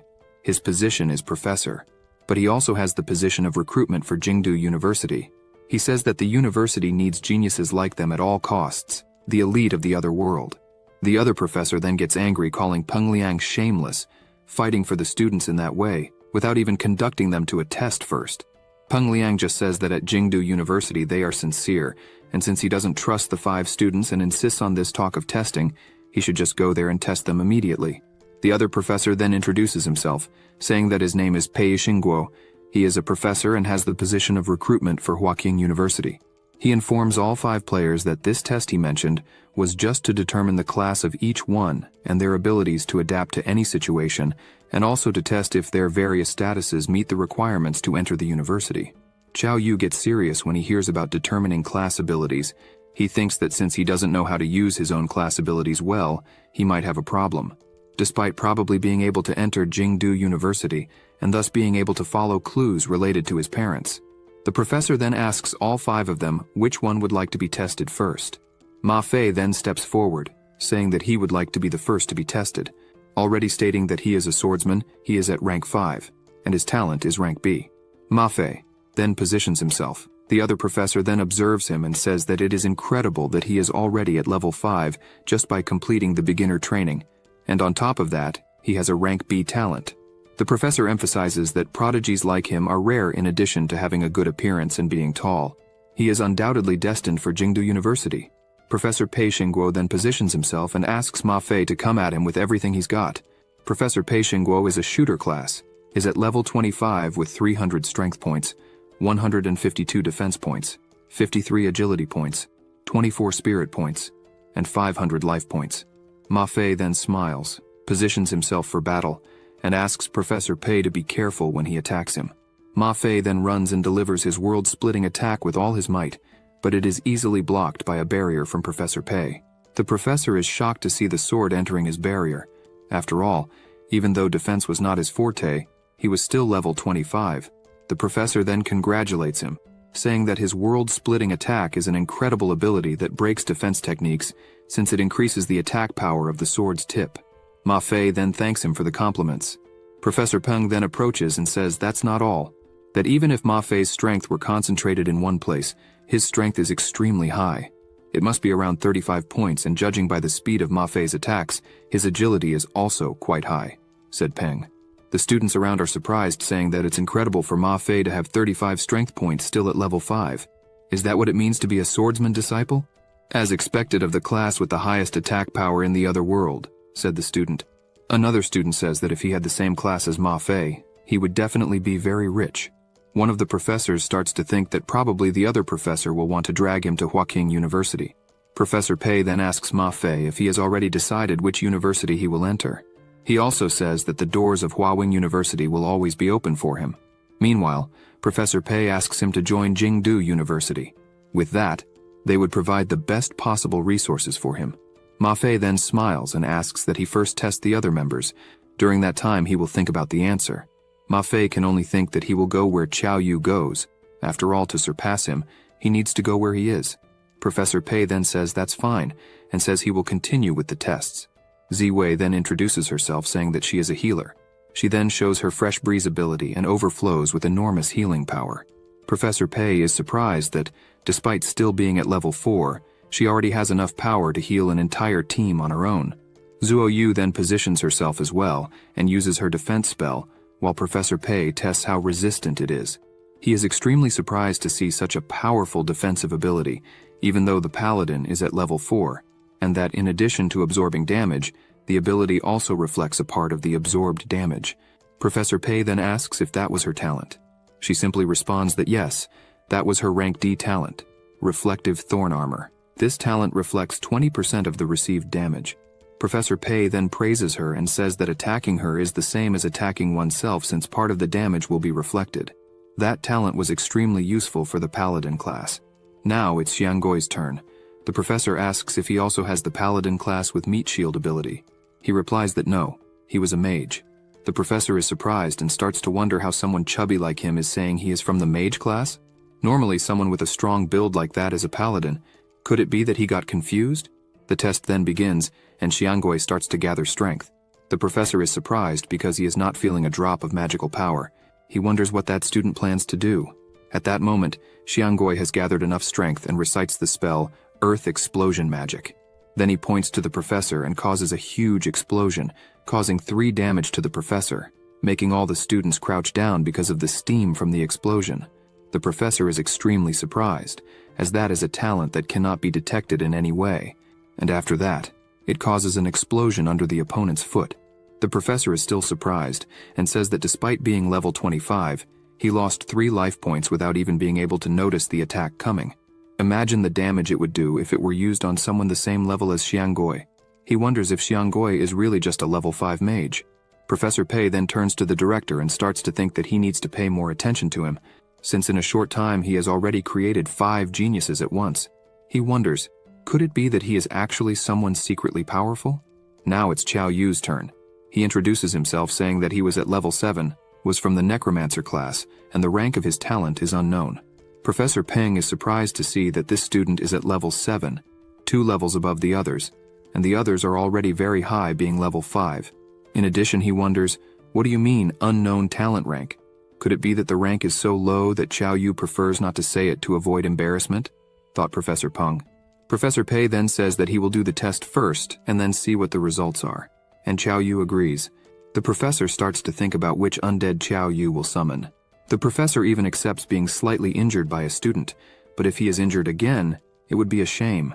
Chao Yu then rushes towards the professor. The professor starts to wonder what he was doing. Why isn't he summoning any undead? What does he want to do getting so close? Could it be that he probably has explosive necromantic techniques at close range?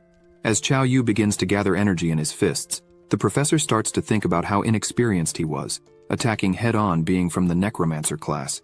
The professor then notices Chao Yu's clenched fist and can't believe he really wants to deliver a straight hook to him. The professor then decides to let himself be hit by the blow to test how high a mage's strength can be. However, the punch was so powerful that it made the professor spurt blood from his mouth, causing 200 points of damage to him and still throwing him away without being able to react in any way. All the students are shocked by such power, including the director. They didn't understand what happened for the professor to be thrown so far in that way. The other students start to wonder what happened. How is it possible that a beginner student knocked down a level 25 professor with just one blow?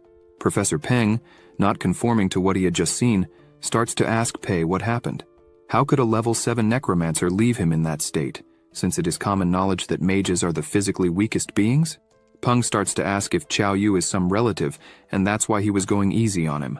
Pei was paralyzed, saying he didn't let anything go. He couldn't change his expression of surprise, saying that Chao Yu was some kind of monster by any chance.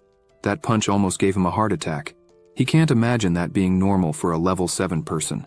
He didn't understand what had just happened.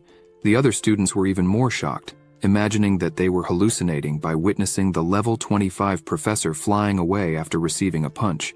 They begin to think it's likely that Chao Yu is an extremely powerful undead summoning, and the real Chao Yu is hidden controlling that summoning. For them, that explanation was the most plausible, since it is common knowledge that the necromancer class is the weakest of all physically. So how could a punch like that cause such damage?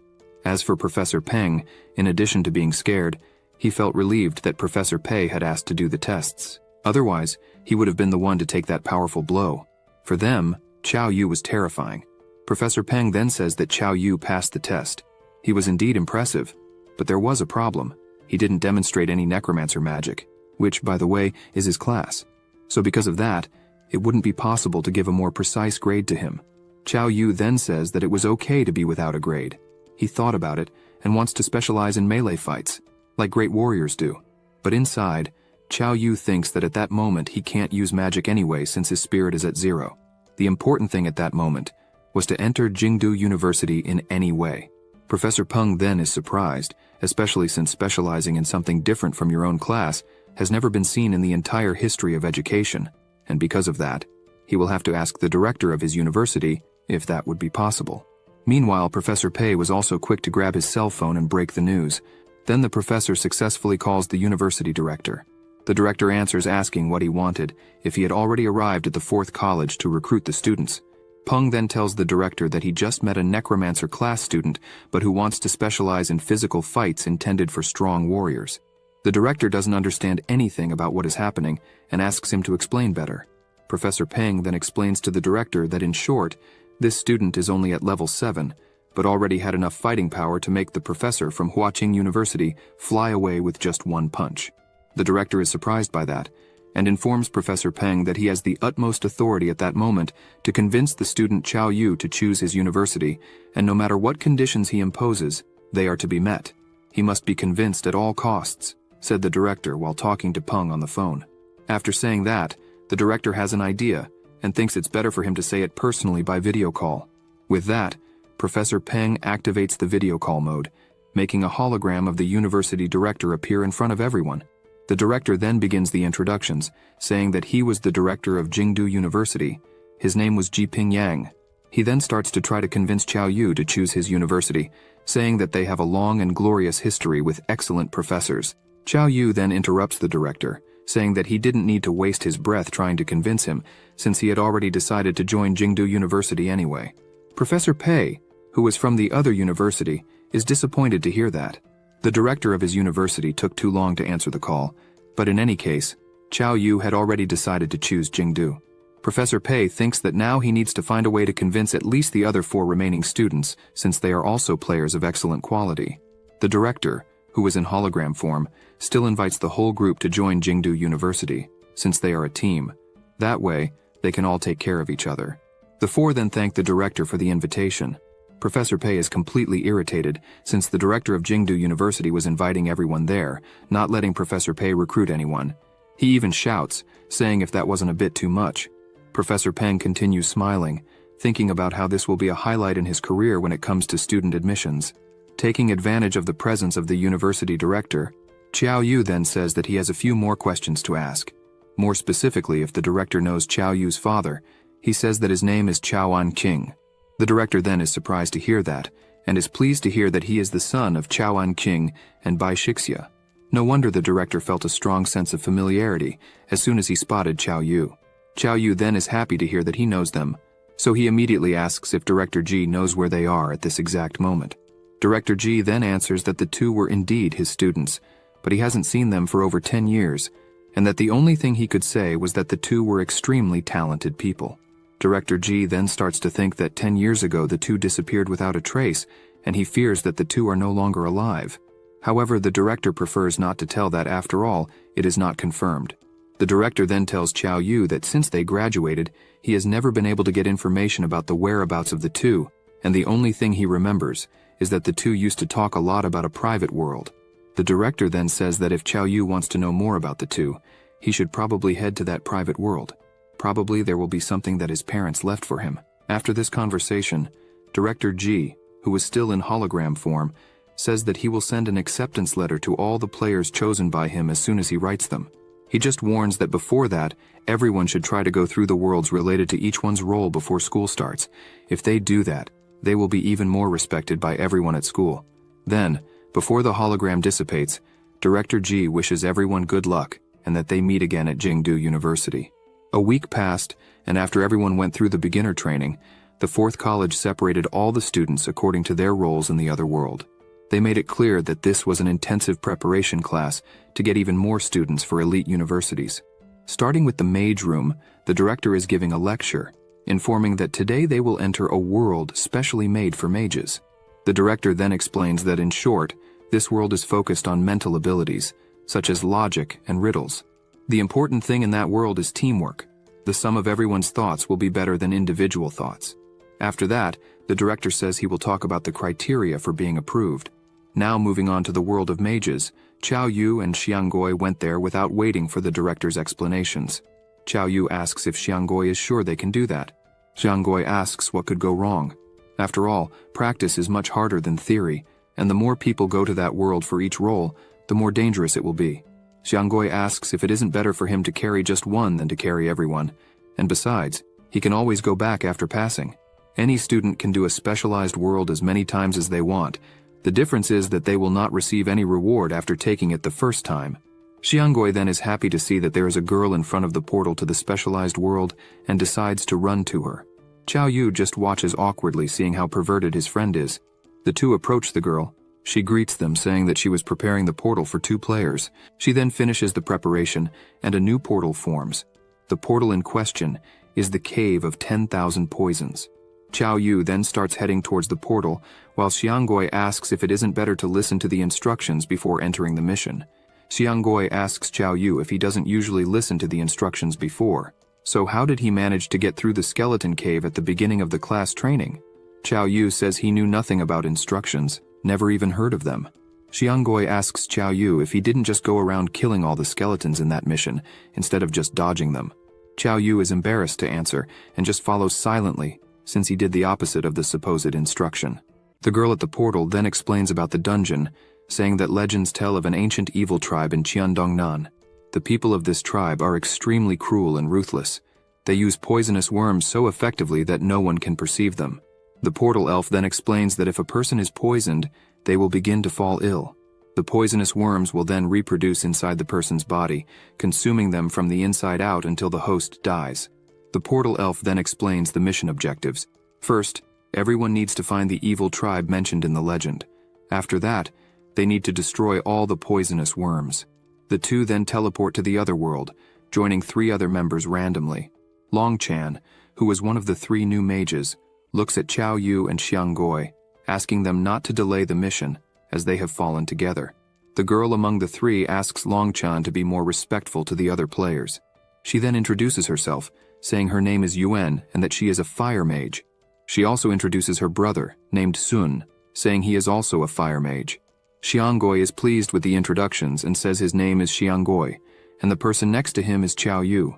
He then asks everyone to work together to successfully complete the mission. Everyone then approaches a gate. Ma Yuan says the words on that wall seem to be instructions on how to open the door. Longchan says he doesn't care about instructions, that he will just knock it down with his power. He then gathers his mage power and unleashes a powerful attack, but it doesn't even scratch the door. Longchan is then surprised, saying he can't believe he didn't even scratch the door. Yuan then says that the door probably has immunity to magic after all. The mission is for mages, so it's not surprising that it has magic resistance, and that they probably need to solve the riddle written on the door. Basically, the writing is, "Morality and integrity generate peace." What does that mean? Asks Mage Yuan. Qiao Yu then approaches the door, thinking if its resistance is really against magic. Mage Yuan shouts at this moment that she probably knows the answer, saying that morality and integrity generate protection. However, before she finishes her sentence, Qiao Yu delivers a powerful punch using the talent. Muscles create miracles, completely blowing up the door. Yuan and Longchan are speechless at what they have just seen. How did Qiao Yu knock down the door with a punch? That world isn't specialized for mages, Longchan asked. The system then notifies that Yuan's answer was correct, and with that the door will open. However, the door was already on the ground with Qiao Yu's punch. Xiangui runs towards him saying how amazing he is for knocking down the door with just one punch. Qiao Yu is surprised by the result, saying that he just wanted to try pushing the door physically. He didn't imagine the door was so weak. Everyone goes through the broken door and come across another door, this time in a place full of red flowers. They wonder what those flowers are. Qiao Yu asks everyone to be careful in that place. Xiangui says it's already too late and asks Qiao Yu to look at his hand. A purple steam was coming out of it.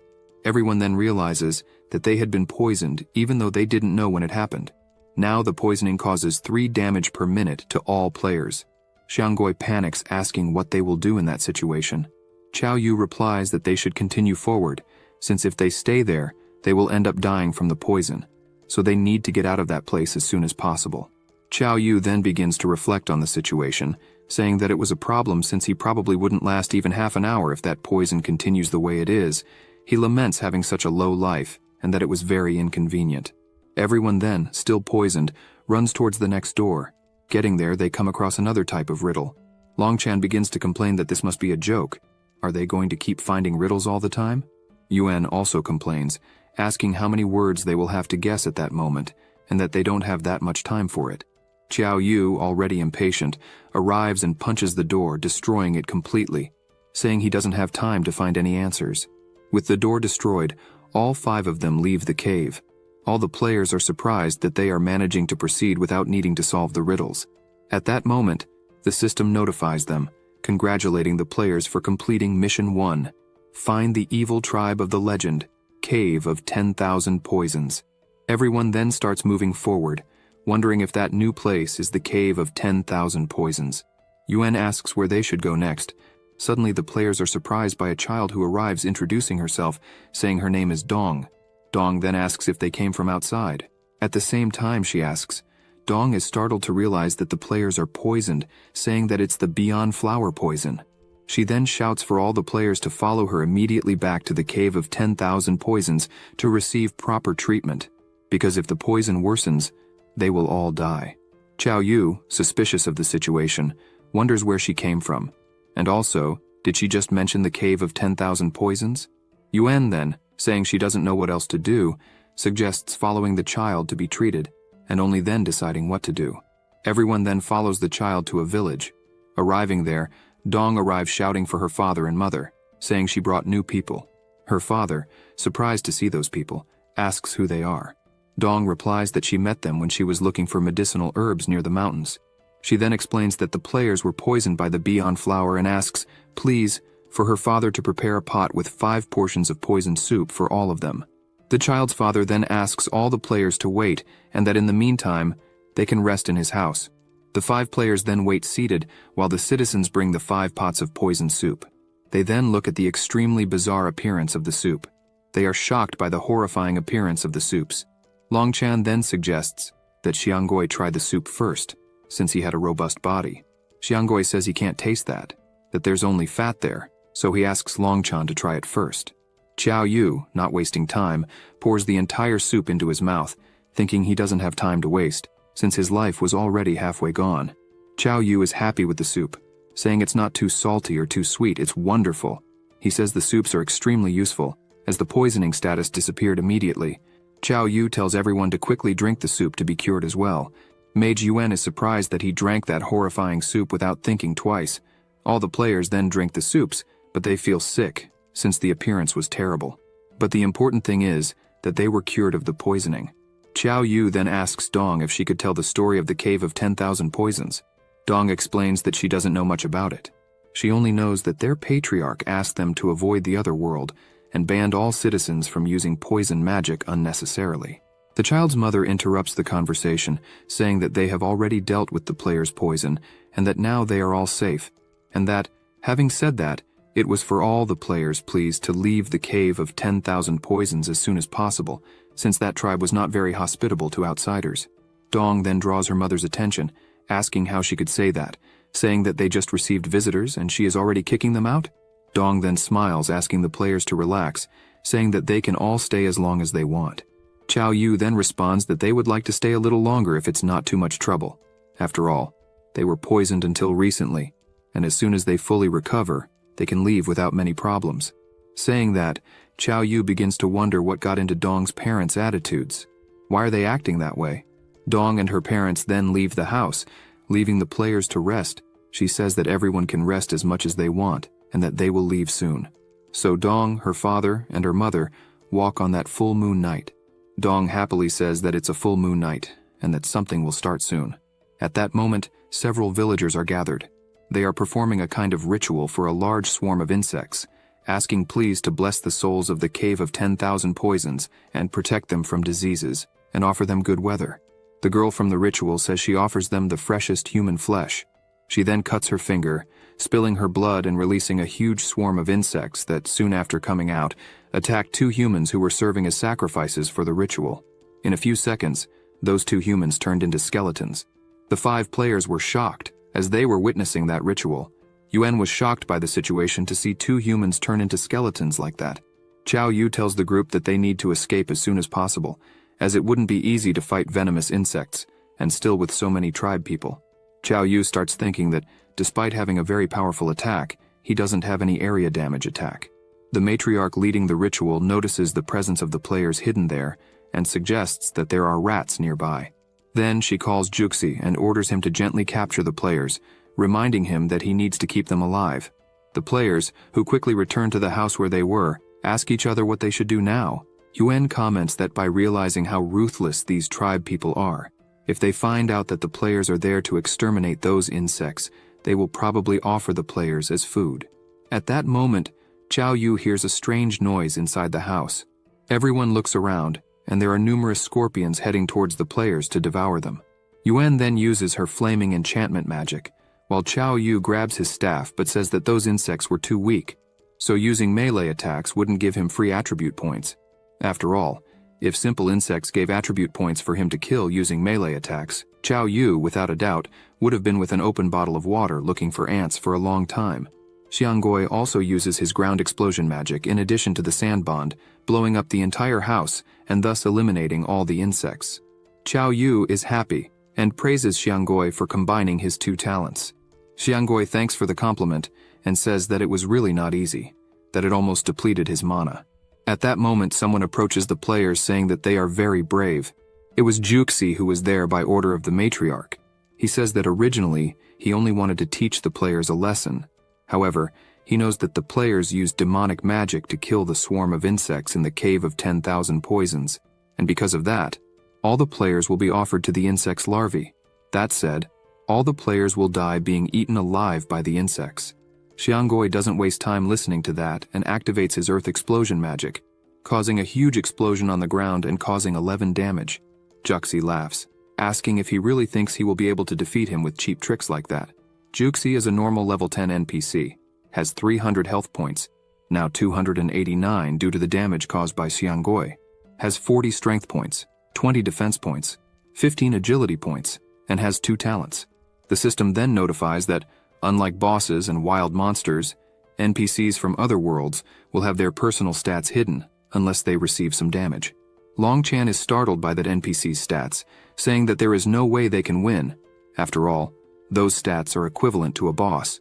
Yuan also panics, saying there is no chance that mission in the Cave of 10,000 Poisons is for beginners. Qiao Yu then takes a stand, wondering if that specialized world is different from other worlds in any way. He then speeds towards the NPC. Juxi then, seeing him approach, mocks him, saying that Qiao Yu was weak and arrogant, that Qiao Yu's arms were thinner than twigs, and that one punch from Juxi could knock down 10 Qiao Yus at once. Qiao Yu, wasting no time, delivers a powerful punch, throwing the NPC away and causing 121 damage. Juxi gets up, saying that it was impossible for a mere human to have hurt him like that, and then he activates his talent Insect Bite, putting him in a kind of rage state. Now he had 375 health, with a maximum life of 500, 60 strength points, 70 defense points, and 20 agility points.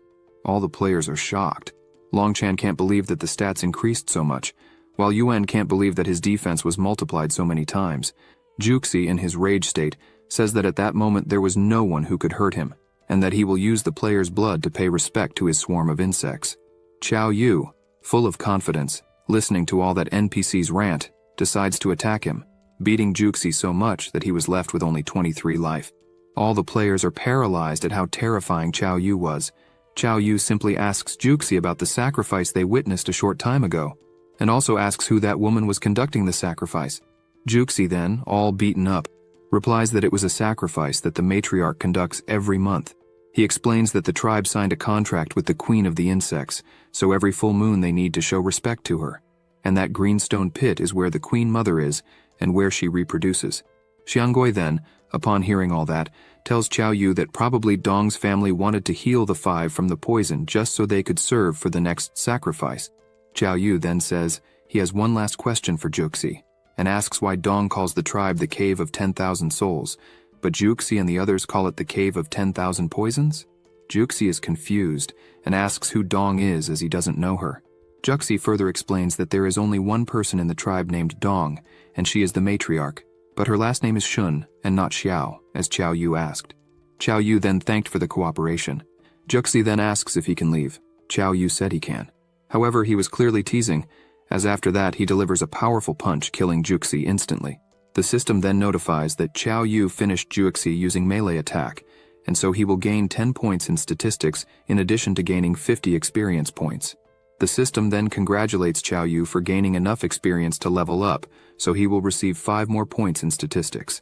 Additionally, the system also notifies that Qiao Yu will receive an item for killing the first NPC that appeared in the other world using melee attack. The item in question is called Sage's Protection and is an S-rank item.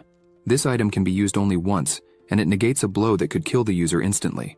Qiao Yu gets excited to see that he received an S-rank item and that such a broken drop came from an NPC.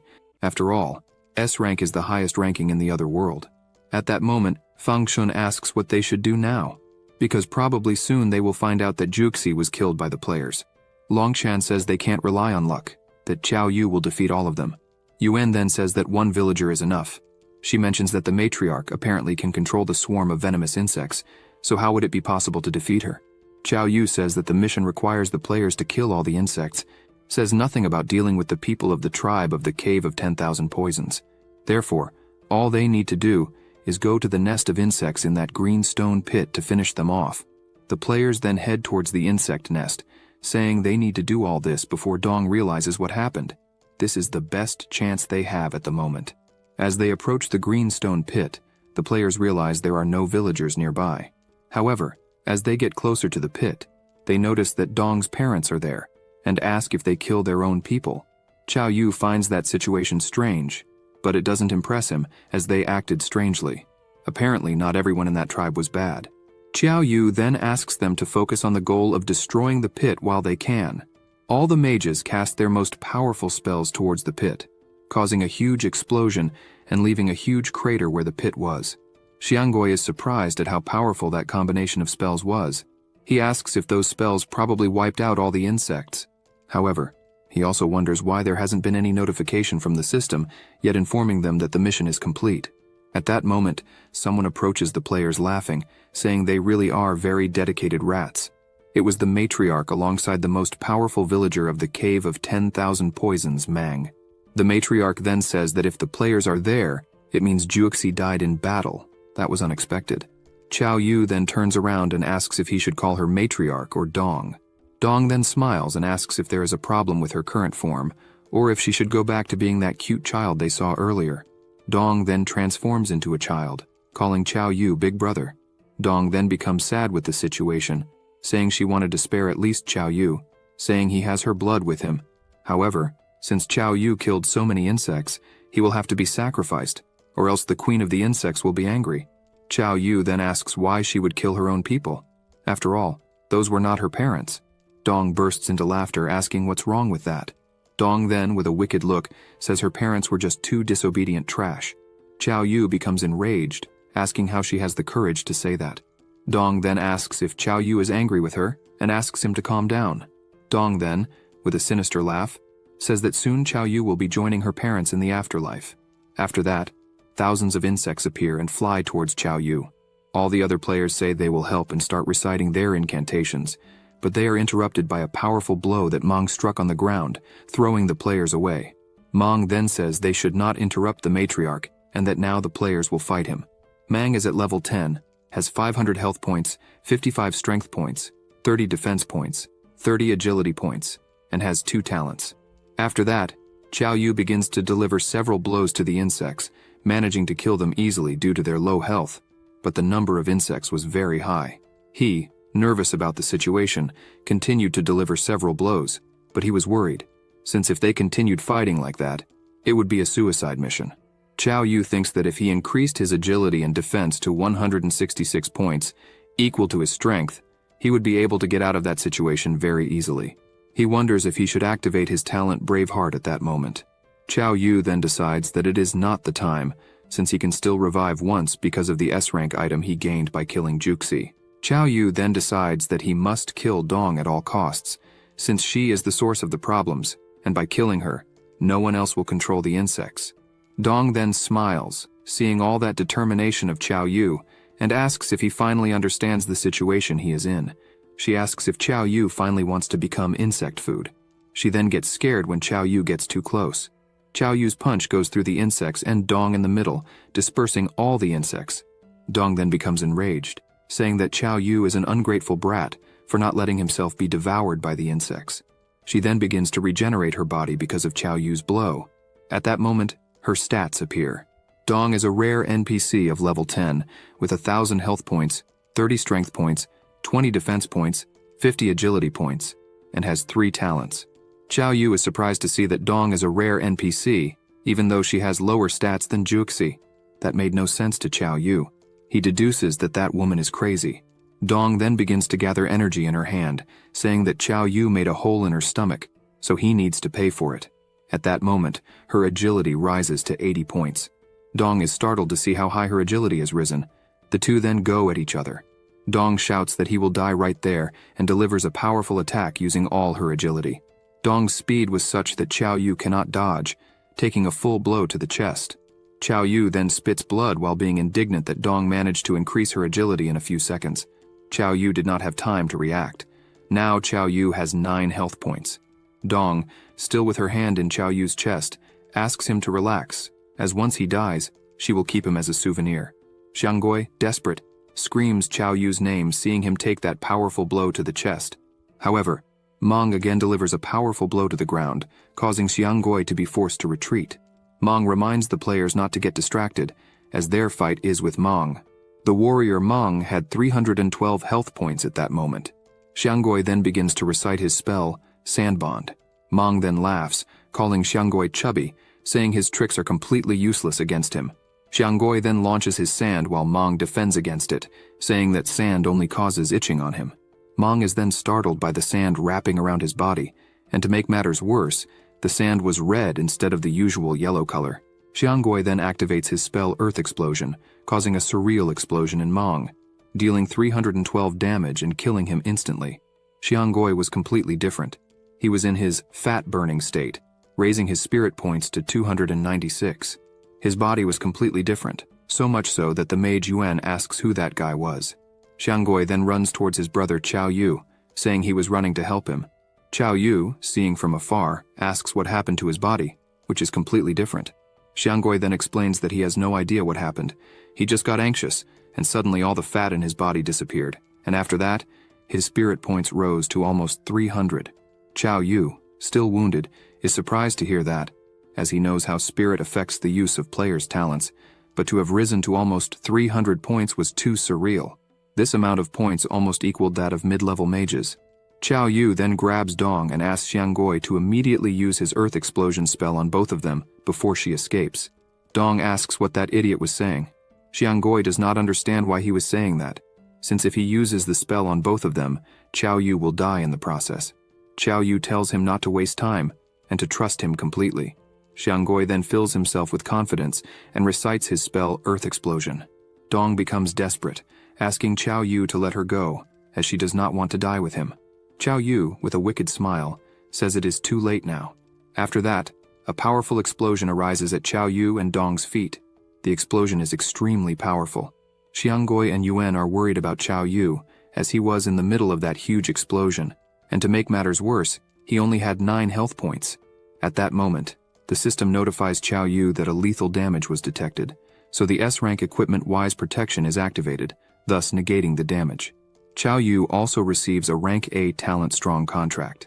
Its effect is that for every 50 health points, the player's damage increases by 1 point. Also, for every point of strength the player has, their health increases by 10 points.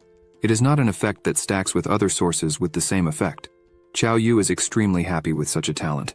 He imagines that the system does not want him to die at all to reward him with something so good. He then thinks that if his calculations are correct, 160 strength points will make him gain 1,660 health points.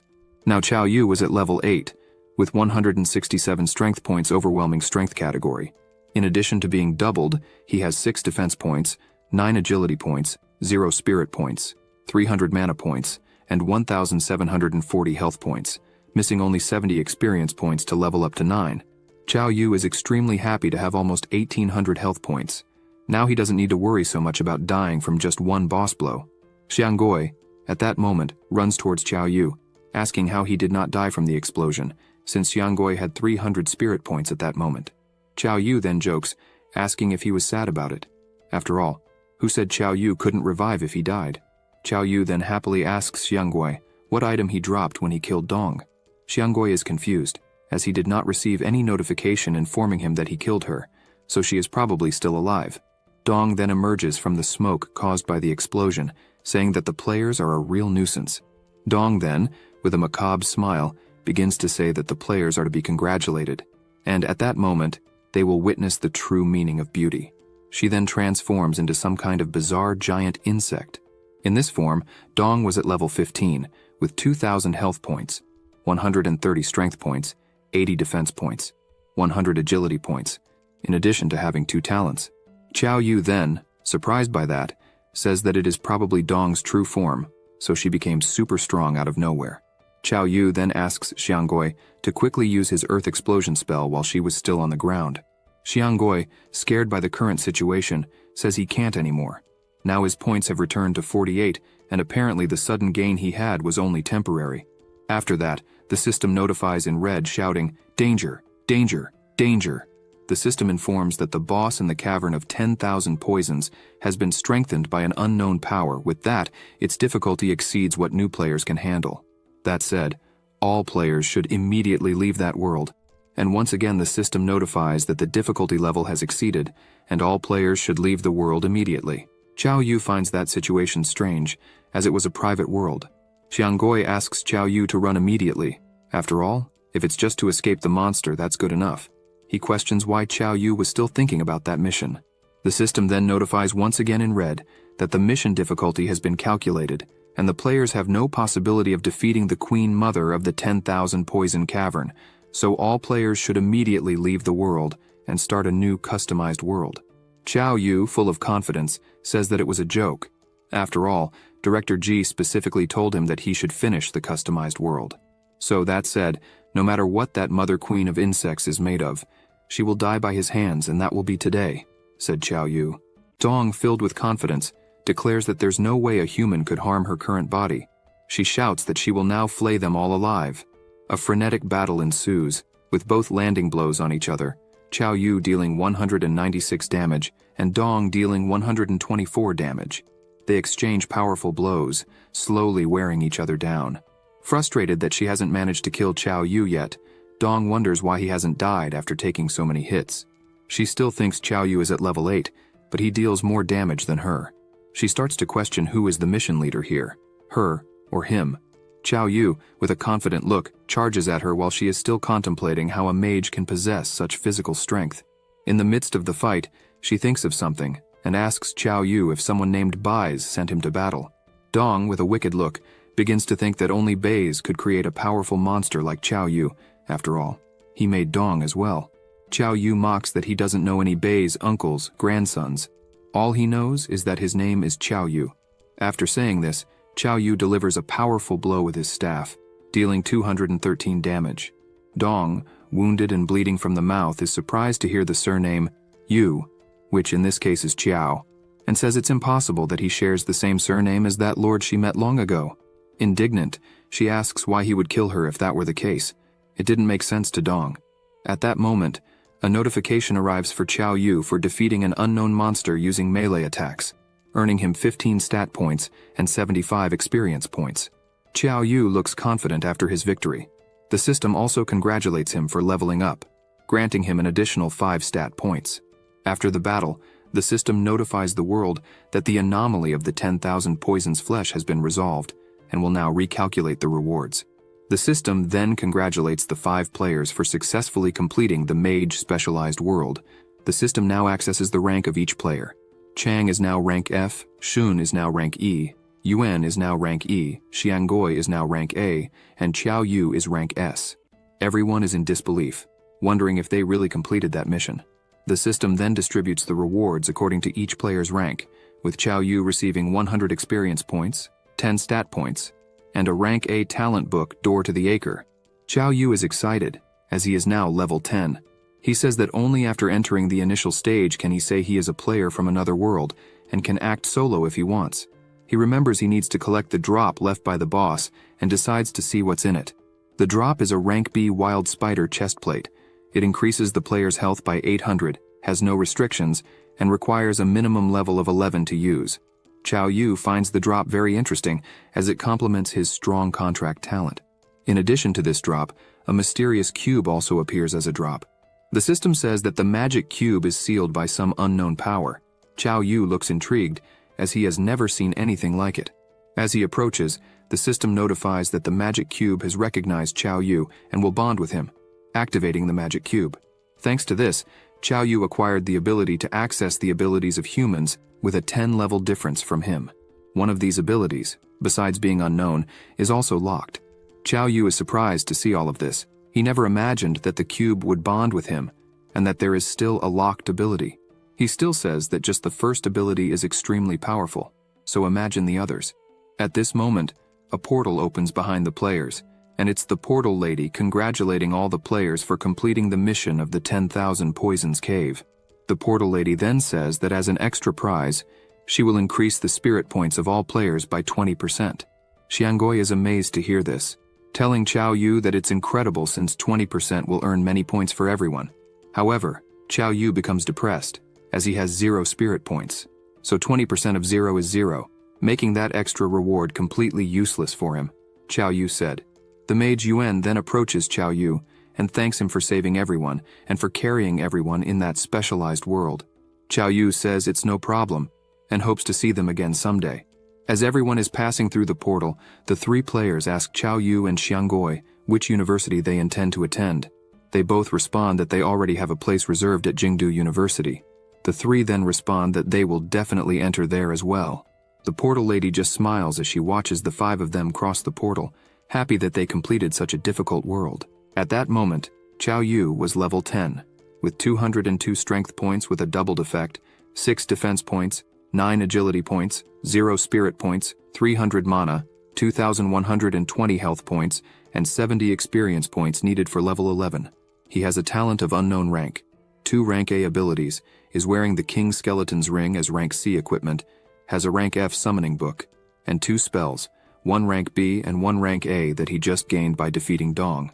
Now back to the fourth college is the original group of Qiao Yu reunited. They tell the story of how it was, and Ma Fei can't believe that Qiao Yu is also at level 10. Ma Fei couldn't believe it, as a world specialized for warriors has absurdly more monsters than the mage world, so warriors can level up much faster. So how is Qiao Yu at the same level as him? Ma Fei said. The healer approaches Xianggui, not believing in his new appearance, how he was so thin compared to what he was before. The paladin agrees, not believing in that change since it was too drastic. The paladin even says that Xianggui's new form is much prettier than Ma Fei.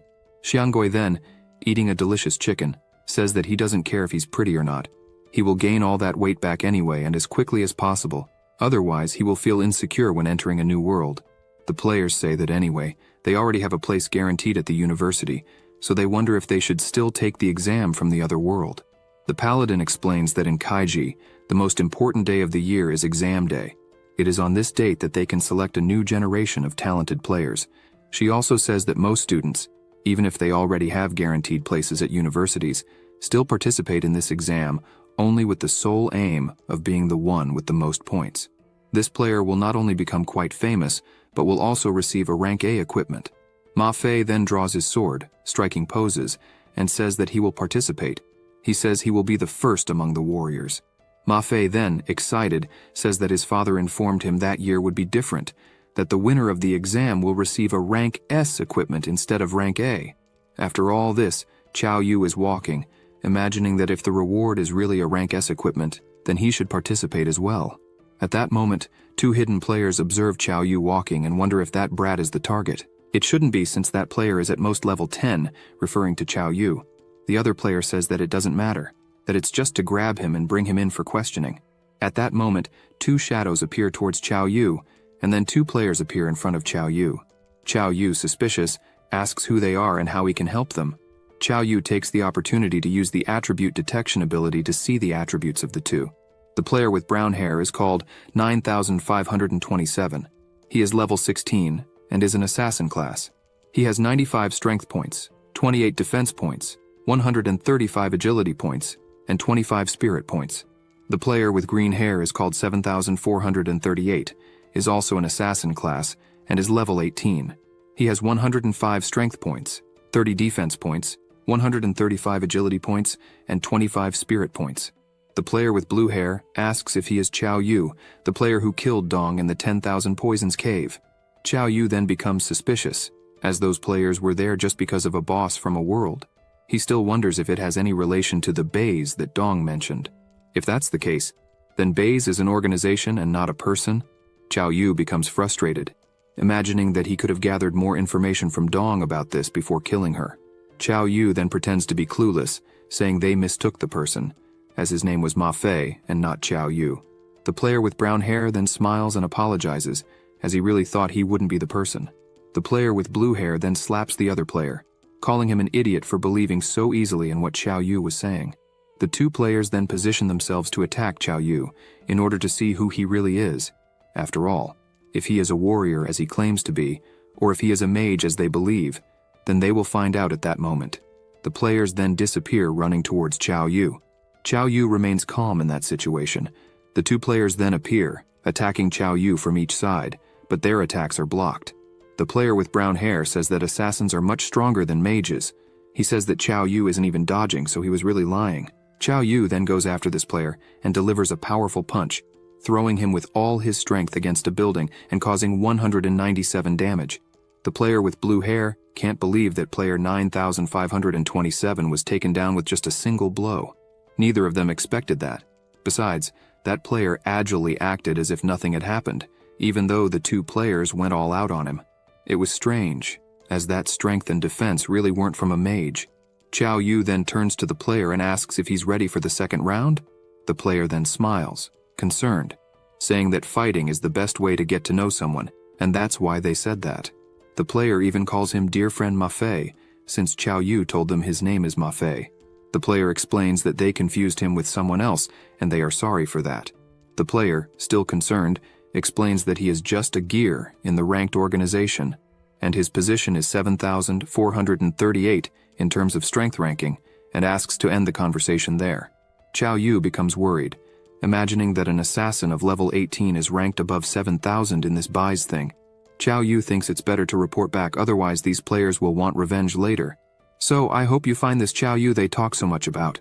And please, let me know if there's anything I, Ma Fei, can do to help, said Qiao Yu to the players. The player at level 18 tells him that he doesn't need to worry about that. Qiao Yu then decides to research what this bays is, and finds that it is a legendary divine beast with a coat as white as snow and has a horned head. It is as strong as a lion and flames run on its 4 limbs. Bays knows the names, appearances, and how to exorcise all demons in the world. For this reason, it was worshipped as a divine beast of demon exorcism and prosperity for a long time. Qiao Yu, still at the computer doing his research, is confused that he found nothing about Bays being an organization or something like that. Qiao Yu becomes worried, imagining that his identity will be revealed sooner or later, and he can't just sit and wait for that to happen. To make matters worse, he can't take care of something as secretive and powerful as this organization seems to be, especially with his current strength. After all, Qiao Yu is still a rookie, despite being quite strong. Qiao Yu then relaxes in his chair, while thinking that his only alternative is to take that exam the paladin mentioned. After all, even a powerful organization like this Bays seems to be, they wouldn't dare to act against an examiner during the tests. That would undoubtedly be considered a crime. Qiao Yu imagines that he will finally be safe when he enters Jingdu University. After all, Director Ji is the strongest swordsman in the world and is known as the sword god Ping Yang. That said, if Jingdu University is not a safe place either, then there will be no safe place.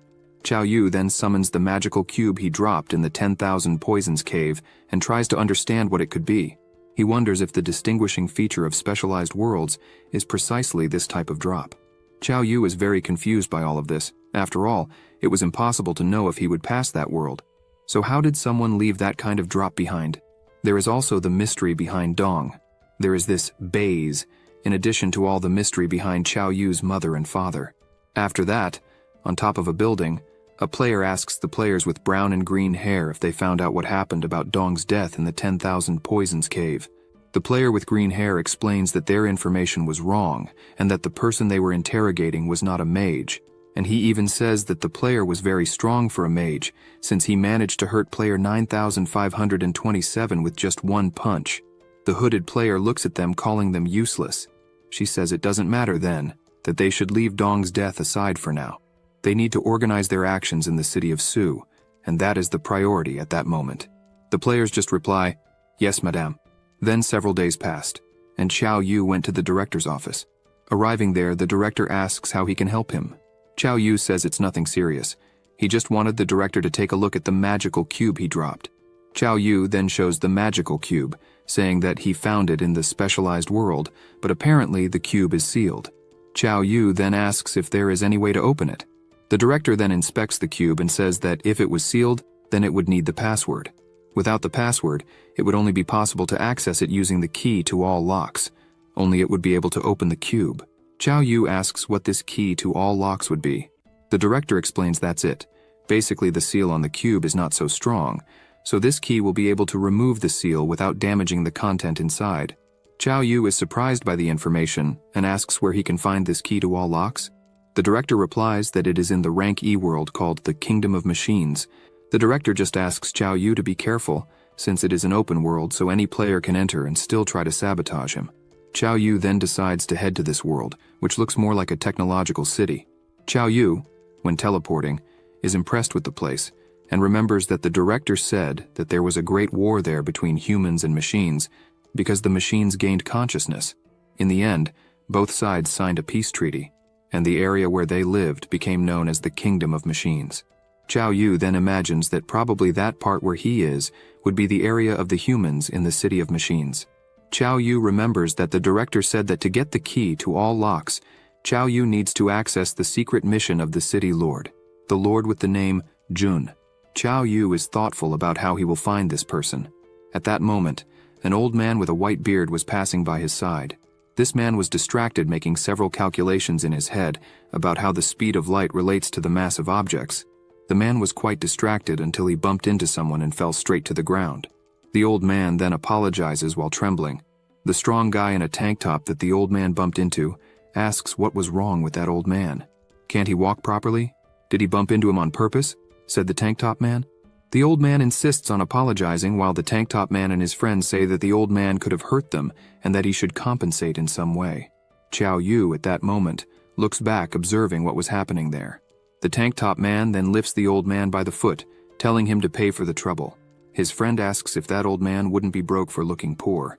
Chow Yu then approaches the two men, asking them how they dare to extort an old man in broad daylight.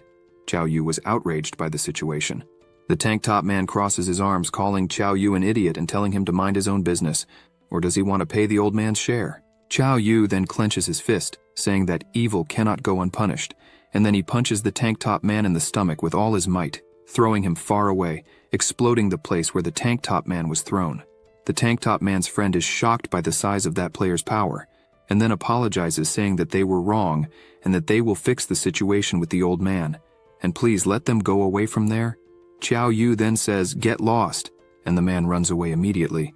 Chow Yu then asks the old man if he is okay. The old man says he is and that he only had that little money. Chow Yu explains that he is an upright young man who was born in the spring breeze and grew up under a red flag, so it was pleased for the man with the white beard not to imagine that Chow Yu is like those delinquents. The old man then says that he is very grateful and says that he is just an old man and does not have anything as a thank you. Chow Yu says there is no need to worry about any of that, and if he could just say where he can find the Lord of the City of Machines? The old man is surprised to hear that, and asks if it was really the Lord that Chow Yu was after. Chow Yu says yes, still explains that he needs a piece of equipment called the key to all locks that can only be obtained by the Lord Jun. The man with the white beard says that Chow Yu is lucky, that despite being old and not being able to help in many things, at least he would be able to help find this Lord. Chow Yu is happy to hear that and thanks for the help. The man with the white beard then asks to follow him, but already says in advance that it will not be easy to get this equipment from the Lord. Chow Yu then says to the man with the white beard to be calm. After all, Chow Yu has not shown even 1% of his power. At that moment, on top of a building, were the two tank top men talking. The man with yellow hair asks his brother, in this case the tank top man, if the Lord had already found who he was looking for. The tank top man says he still doesn't know and remembers the punch he took from Chow Yu, saying that that young man was the strongest player he had ever met. At that same moment, in the Kingdom of Machines, there were two robots talking.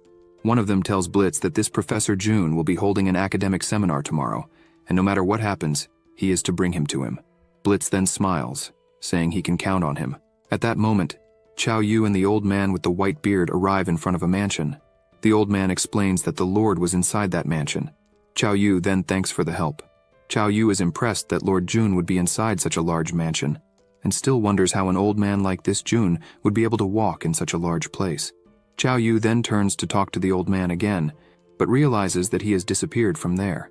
Chow Yu, not understanding anything, says that it doesn't matter, since his priority now is to find Mr. Jun and get the key to all locks.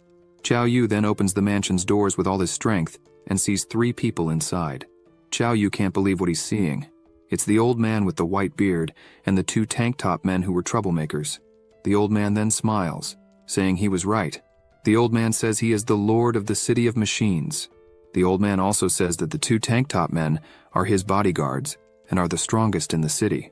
Surprised by this, Chow Yu approaches and asks why all this. The old man asks if Chow Yu is referring to all that performance from moments before. The old man, whose name is Jun, says he wanted to find someone strong enough, someone much stronger than his own guards, and he finally found that person. Chow Yu is speechless, trying to process everything that is happening. Old man Jun then asks if Chow Yu doesn't want the key to all locks. Jun says he will give this key to Chow Yu if he helps him with something. At that moment, a notification arrives saying that a secret mission has been issued.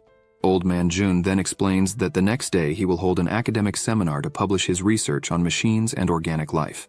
That said, it is very likely that the kingdom's robots will try to steal it, as they will not let this opportunity pass. Chow Yu says he understands the situation. Basically, old man Jun wants Chow Yu to protect him during the seminar. Jun then replies no. In fact, he wants Chow Yu to defeat the Queen of the Machine Kingdom and completely destroy her mechanical heart. The system then formalizes the mission for Chow Yu. The mission is basically to defeat Mond, the Queen of the Machine Kingdom, and destroy Marta's heart. The reward will be the key to all locks. Chow Yu gets excited, saying they are just robots so it won't be a problem, so of course he accepts the mission. Then comes the day of the seminar, and old man Jun is already giving his speech, saying that everyone present lives in a society where technology is advancing too fast. He also explains that nature offers to humans, and in return, humans uncover its secrets. Up to that moment, the complexity of computers and systems made by men is already compared to true life. Old Man June then asks how much of true life can be digitized. This was the goal of artificial intelligence as soon as it was created, precisely to reveal this mystery.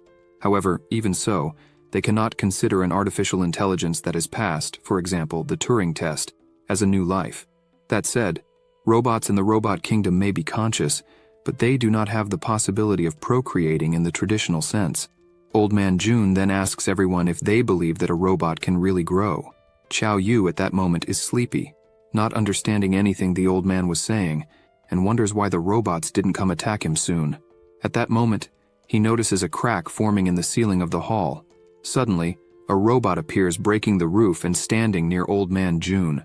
It was the robot Blitz saying that flesh and blood are weak, but mechanisms are eternal. He then tells Old Man June to leave his human side behind and finally embrace the side of machines. Everyone in the hall is shocked, screaming that a robot appeared and calling the security guards. At that moment, several guards appear, including Old Man June's bodyguards, and also Qiao Yu. The yellow-haired bodyguard tells the robot Blitz to get out of there, that it is not a place for robots like him. Blitz then disappears and reappears, giving a powerful punch to the bodyguard's stomach, making him spit blood immediately. The guards look at Robot Blitz in disbelief at how he got there so quickly. The robot then, with its absurd speed, starts attacking all the guards present there. He knocks out everyone with extreme ease, as he does this laughing and calling everyone stupid humans. Qiao Yu watches that robot mocking everyone and says it is a disrespectful sight. Old Man June then tells Qiao Yu to stop, as the robot was only after Old Man June. So this time he will go to the kingdom of machines with them to cause no more trouble for the humans. Old Man June then says he is betting all his chips on Qiao Yu. Qiao Yu asks him to rest assured that he is aware of that. Blitz then starts attacking the bodyguard, saying for everyone to see the true power of the machines. Blitz also says that he has the strongest physique of all. At that moment, someone flies in through the crack in the hall's ceiling. It was the robot Monde, ordering Professor June to leave with her. Professor June then asks the machines to stop it, and only then will he go with her. Monde then restrains Professor June with her chains, saying that if he had been obedient before, things would have been much easier. Monde then starts fleeing with Old Man June while calling Blitz to go with her. Blitz asks her to go ahead with the old man, as he would stay a little longer playing with those humans. Monde then disappears, fleeing and taking Old Man June with her. Qiao Yu then approaches Blitz, getting his attention and full of confidence asks if Blitz is the robot who thinks he's all badass for having the strongest physique of all. Blitz stands up and goes towards Qiao Yu, saying that rats like him don't understand that beauty and the power of transformation come through mechanics. Qiao Yu, bored, asks if he has finished talking, since Qiao Yu will be the first to attack. Blitz then smiles, asking if Qiao Yu does not wish to join the powerful mechanical evolution, and asks if he does not want to have a perfect body like him. Without wasting much time, Qiao Yu attacks Blitz with all his strength, causing 306 damage and discovering his stats. Blitz is a rare level 11 NPC and now has 194 life points. He has 86 strength points, 40 defense points, 90 agility points, and has 2 abilities. Blitz then looks shocked, not understanding how he was damaged in that way. Qiao Yu, teasing, apologizes, but he was more powerful than Blitz. Blitz then looks at his body, which was destroyed by a single blow, and begins to say that it was impossible. For Blitz, there was no possibility of a mere human being able to destroy his biochemical physique, especially with just one punch. Blitz, outraged by this, asks Qiao Yu how he did that. Qiao Yu, teasing the situation, says he just raised his hand and gave a light punch. That was it. Blitz, already accepting defeat, asks how a mortal's physique can be so much more powerful than a mechanical one. Qiao Yu says it is simple, since he has the sacred ancient physique of the human race. Qiao Yu, without wasting time, knocks Blitz to the ground. Blitz, desperate, asks what he was doing. Qiao Yu then, with a powerful stomp, causes another 102 damage and tells Blitz to shut up if he doesn't want to become shattered scrap. Qiao Yu orders Blitz to disappear from there back to the Kingdom of Machines. Blitz then begins to fly back to the Kingdom of Machines, while Qiao Yu is mounted on his back to be able to fly along. Qiao Yu begins to think that Professor June allowed himself to be captured on purpose, so that the other robot could guide Qiao Yu to the nation of the Kingdom of Machines, so that he could destroy the mechanical heart. Blitz, seeing Chow Yu on his back, becomes worried about the situation, since that brat had a terrifying power. Blitz does not understand how someone so powerful let old man Jun be taken without doing anything. Blitz is also worried about this so-called sacred ancient physique. He thinks he needs to inform Miss Mond at all costs about this. They then fly at full speed to the Kingdom of Machines. In the Kingdom of Machines is Mond and Professor Jun. Mond apologizes for inviting Jun in such a rude way. Professor Jun tells her not to worry, but he will not betray the human race even if he dies. Mond then asks the professor not to be so stubborn, as he was only supposed to see one thing. Mond then presents to the professor what she wanted to show him. It was a kind of functional mechanical heart. Mond then explains to Professor Jun that that machine has bioengineering, or in other words, biology being engineered into it. Basically a heart with biological functions that combines with the human spirit, plus the power of machines. With all that said, the being would no longer be just a robot. Mond says she prefers to call it ascension. After all, the flesh is weak, and the machine is elevated. She then asks Professor Jun to join that glorious evolution. Professor Jun then says that as a human being like Mond who joined the side of the robots voluntarily and is now their lapdog, really coming from a human like Mond, definitely it is not incorrect to call her a traitor. Mond then asks what the professor was talking about. At this moment, several people start falling towards the artificial heart. Monde then asks Professor Jun to look again. The people with their bodies covered in blood start screaming for help and asking what kind of monster those robots were for doing this to them. Several chains then emerge from the heart, heading towards all those people who are still screaming desperately for help. The chains then pull all the humans into the heart, finishing them all off. At the same time, in a room next door, Chow Yu is standing. He finished Blitz, but now he is faced with an army of robots. The robots, at the ready, begin to alert that an intruder has been detected. Chow Yu then attacks the robots, destroying them one by one. And with each robot he destroys, a notification arrives that he will receive 1 statistic point plus 3 experience points for each defeated robot. Chow Yu then gets excited, as he never imagined that killing robots would give him statistic points. Chow Yu then finishes off all the robots with extreme ease. He even laments that he wished there were more robots so he could level up his powers more. Now, back to Professor Jun. He is completely shocked to see that scene of the heart pulling humans into itself. The professor can only say how monstrous they are. Monde then tells the professor that his anger will not solve anything. Monde then explains that the artificial heart is called Marta, and that, in reality, it was a failure, since originally, the idea was to let the robot grow organically. But in the end, this was the result that Professor Jun just saw. Monde further explains that unintentionally, they ended up creating a monster that loves to devour humans, and the more it devours, the more it wants to devour. Initially, Marta only ate 1. Over time, she began to eat 5, and now no one even knows her limit anymore. Monde then asks Professor Jun to correct this Marta problem. She also says that the professor can pretend to be blind about that situation, but the price of that will be several humans dying every day by Marta's mouth. Professor Jun, then worried, can only think that everything is in Chow Yu's hands. At this moment, a robot arrives screaming for Monde, saying that it had bad news to give. The robot then informs that a human who possesses the sacred elder physique has infiltrated the realm of the robots. Monde then turns around, asking if this so-called sacred elder physique was the one Blitz mentioned earlier by message. At this moment, an axe emerges through the panel wall. Through the hole formed in the wall, Chow Yu appears with a bizarre face, saying that he finally found them. Professor Jun, already worried, is happy to see that Chow Yu finally arrived to save him. Monde then asks if that human is the possessor of the sacred elder physique that Blitz referred to. Monde then says that he is welcome to the realm of machines, and also says that Blitz is one of the best warriors that the machine realm possesses. Monde adds that she did not expect a human could defeat him. At that moment, Chow Yu sees her statistics and finds out that she is a rare level 15 NPC. She has 2,000 life points, 118 strength points, 100 defense points, 180 agility points, and has 2 abilities. Chow Yu then smiles and asks if it is shameful to lose to someone who possesses the sacred elder physique. He also asks if she wants to avenge Blitz. At this moment, Monda's 2 security robots attack with everything they have. However, Chow Yu is happy with that situation imagining how many free statistic points he would gain again. Chao Yu then, with just one punch, instantly defeats one of the robots, besides gaining statistic and experience points.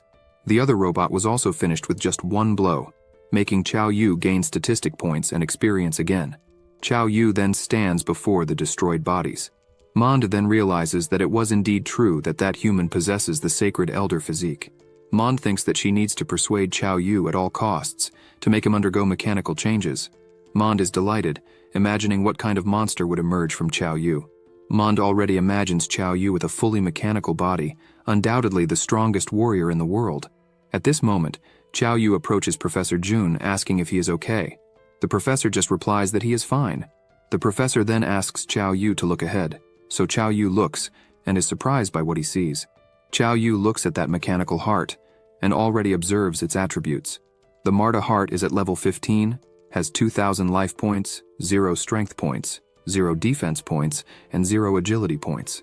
Still looking at the Marta heart, Professor Jun explains that the robots are using humans to feed that heart. Chao Yu says that it's okay, and even explains to Professor Jun that even without his request, he would destroy the mechanical heart anyway. The professor is pleased to hear this, and says he will leave everything in Chao Yu's hands then. Mond then begins to think that she needs to defeat the possessor of the sacred elder physique at all costs. Mond then asks Chao Yu to join the evolution of the machines with the sacred elder physique. Monda then realizes that Chao Yu was looking to the side, but she cannot understand what is going through his mind. Chao Yu then jumps on the panels and starts destroying everything with his feet. Chao Yu then jumps towards the Marta heart. Monday then despairs, telling him to stop and asking what he thinks he's going to do with Marta. Chao Yu then delivers a powerful punch causing 404 damage to the Marta heart. Mon then despairs and runs towards Chao Yu, telling him to stop immediately. Chao Yu then looks towards Monde and prepares a punch telling her not to get in his way. As the punch comes towards her, Monde receives a notification from her internal system that danger has been detected, that she was facing a high-level danger. She was to flee immediately. Monde can't believe she was being notified of that, but shortly after, she receives a strong punch from Chao Yu, causing 288 damage and throwing her away, causing a huge explosion when she crashes into the panels. Monde is then sitting near the wall because of the impact. The human then emerges from inside Monde. He then smiles at how incredible Chao Yu's strength was, and now Monde is even more certain that she needs to find a way to bring Chao Yu to the forces of the machine realm. Chao Yu then walks again towards the Marta heart and looks at it for a while. After that, he delivers countless punches, each punch causing 404 damage. Chao Yu then prepares his last punch, shouting for that damn thing to break once and for all, and then he explodes that heart with his last punch, causing a huge explosion. Chao Yu finally managed to destroy it, and with that, he gained 100 experience points, as well as 3 statistic points for having destroyed Marta using melee attacks. Chao Yu stands before a rain of blood that came from the debris of Marta, from so many humans she devoured. Mon then, enraged, attacks Chao Yu, screaming that he really had the courage to destroy Marta when that heart filled the robots with hope. Chao Yu then sees that pile of blood falling and asks Monde how many humans she gave to the Marta heart. Chao Yu becomes furious, saying that obviously Monde was human, but keeps calling himself a robot. But anyway, Monde would be next. Monde then starts to worry and asks Chao Yu to wait a little longer until he speaks what he wants. Chao Yu then starts walking towards Monde, while Monde says that she understands that Chao Yu is truly very powerful. Monde then, smiling, says that compared to the Great Queen, Chao Yu's power was nothing. And even though Chao Yu completely destroyed the Marta heart, the Queen would not blame him. Monde says that instead, Chao Yu has a chance to redeem himself as long as he follows her to the Queen and joins the army of the machine realm. With that, the Queen will forgive all sins. Chao Yu becomes confused when Monde refers to someone else as Queen. Until then, Chao Yu thought that Monde was the leader of the machine realm. Professor Jun, worried about that conversation, shouts at Chao Yu not to be deceived by Monde's words. Chao Yu then turns to Professor Jun and tells him not to worry. After all, Chao Yu was not at all interested in that mechanical evolution. He even says that he only trusts his own body. Monde then smiles, imagining that Chao Yu will change his mind quickly when he sees the great power of the Queen. Chao Yu then asks Monde to take him to meet the so-called mechanical Queen. Monde asks him to follow her. They then walk through a tunnel. Monde says they are almost there and just to follow him. Monde then, smiling, prepares a mechanical insect in his hand and releases it. The insect then flies towards Qiao Yu's neck.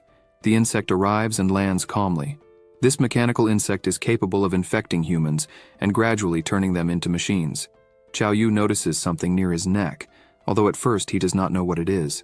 As they walk, Mond begins to think that if he can infect Qiao Yu, who possesses this sacred elder physique, the queen will probably be very pleased, even rewarding him.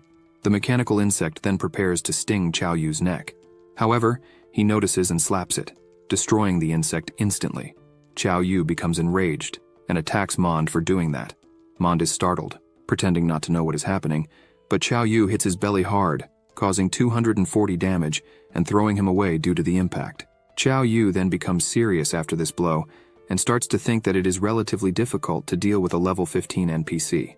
Mond then starts cursing at Qiao Yu, calling him an idiot, asking why he attacked him. After all, didn't he want to meet the queen? Qiao Yu then replies that he attacked him first by sending that mechanical insect, and also, probably by the distance they walked, the queen must be close by, Qiao Yu asked. Qiao Yu then approaches Mond, saying that probably at that point, he would no longer need Mond guiding him. Qiao Yu would be able to proceed alone. Mond then opens a huge smile, saying that if Qiao Yu does not accept a toast, he will be forced to pay a fine.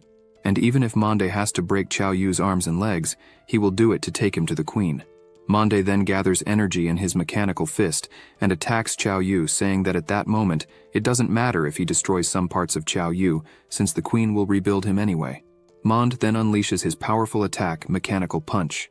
However, at the same time, Qiao Yu also punches, colliding with Mond's Mechanical Punch. As their fists clash, Monde takes 233 damage from the impact. Qiao Yu then smiles, asking if Monde has had enough of that fight. Monde then becomes worried about the situation, asking how that could have happened. Was it because of the power of the sacred elder physique? Mond's attack was completely nullified. Qiao Yu then, holding Mond's mechanical fist in his arms, begins to mock, saying that he forgot that a pile of scrap was not supposed to be thrown there. Qiao Yu then pulls Mond and headbutts him, causing 240 damage. Mond starts to get worried, telling Qiao Yu to let him go. Qiao Yu then throws his head back and headbutts Mond's head with all his strength, causing 260 damage. The headbutt was so strong that it threw Mond with all force into the wall of the place, causing a huge destruction. Mond then begins to get up from the wreckage, but with a new appearance. Mond now had 432 life points and begins to say that he really underestimated Qiao Yu, but now he would fight seriously. Mond then begins to overflow with energy, saying that it is time to show the proper respect. Qiao Yu in his thoughts asks if that would be Mond's true form. He was really different. Qiao Yu still thinks that even if he were to be killed, he wouldn't like to become a machine. Mond, overflowing with immense power in his fist, then strikes with all his might, unleashing his attack, Mechanical Lord's Punch. Qiao Yu then gets excited, saying it was time to get a bit more serious too, and starts gathering energy in his fist to unleash his attack, First Ordinary Punch. They both then clash their fists, causing a huge explosion, but Qiao Yu's punch was superior, causing 480 damage and completely destroying Mond. Qiao Yu then stands before the wreckage still flying, while the system notifies him that, for defeating Mond using melee attacks, he received 15 statistic points, along with 75 experience points. With this experience, Qiao Yu leveled up, also receiving 10 more statistic points for it. The system then congratulates Qiao Yu for becoming an initial stage mage. Qiao Yu is surprised, wondering if he really became an initial stage mage. At that moment, Qiao Yu was level 11, with 270 strength points, 6 defense points, 9 agility points, 0 spirit points, 1000 mana, 2670 maximum life points, and he is at 15 experience points. The system also congratulates Qiao Yu for completing the secret mission and then drops him the key to all locks. Qiao Yu is very happy to finally obtain the key, saying that he finally completed Professor Jun's mission. Qiao Yu then looks at the door in front of him and says it is time to finally meet the Queen of the Machines. She will probably drop a lot of high-quality equipment. He then approaches the door and realizes it is locked by a code. He tries some combinations, but they all give an incorrect code.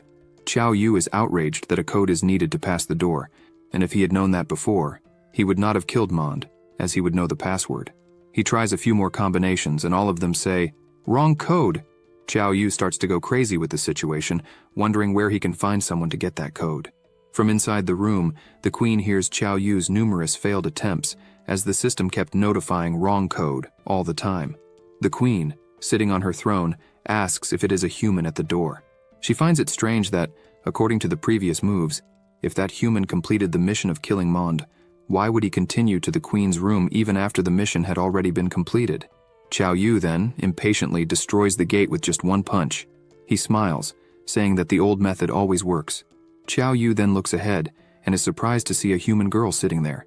Qiao Yu starts to think if Monde also imprisoned humans in that room. Qiao Yu then begins to walk towards the girl, greeting her, and asking why she was locked in that room. The Queen then observes Qiao Yu, imagining that he is a different kind of human, and that it is very strange. Qiao Yu then, smiling, calls her little sister, asking if she could at least tell him her name. She then replies that she is the Queen of the Machine Realm. Qiao Yu is paralyzed, thinking if he understood correctly, that little girl is the Queen of the Machine Realm. Qiao Yu is then surprised to see the status of that girl. She was an epic level 48 NPC. She had an incredible 100,000 life points, unknown strength, defense, and agility points, and she had 3 abilities. Qiao Yu, while observing the Queen sitting on the throne, can't believe the amount he just saw. Was it really 100,000 life points? That was extraordinary. Qiao Yu, extremely worried about the situation he just got himself into, starts to think that an NPC with 10,000 life points is already among the world's top ranks. And if she, who has 100,000 life points, how strong would she be? Qiao Yu then thanks the Queen for her presence and says he made a mistake in the entrance. Then Qiao Yu apologizes and says he needs to leave that place now. The Queen then sends her red chains towards Qiao Yu. The chains then grab Qiao Yu without him even noticing. The Queen then brings Qiao Yu close to her without giving him a chance to react. Qiao Yu begins to sweat, imagining how strong those chains were since he couldn't move at all. The Queen then extends her hand towards Qiao Yu's face, telling him not to be afraid, as she won't hurt him. She then touches her finger to Qiao Yu's head and uses a power to connect to his brain. She starts to see all of Qiao Yu's memories, from him playing on the computer to even playing soccer. The Queen is amazed, saying that's what the outside world looks like? The Queen then, sitting on her throne, says that all this time she knows that world is not real. She also says she knows it is a virtual world, among many others, and that right after that the world will reset, and everything will go back to how it was before. The Queen then explains that there is a catch. In that specific virtual world, there was a bug that as long as she remains in that room, she can escape from that world. She just doesn't remember how many times that happened. The Queen, still touching Qiao Yu's face, says that after numerous resets in that world, only Qiao Yu appeared there, so she couldn't let that chance pass so easily. Qiao Yu, surprised, asks if she saw all his memories. The Queen replies that no, it was just an exchange of memories between him and her. Qiao Yu then stares at the Queen, imagining that he now understands why she has such high statistics, even though she is a boss in a rank D world. The Queen then removes her chains from Qiao Yu. Qiao Yu takes the opportunity to ask if she wants to leave that world. The Queen replies yes.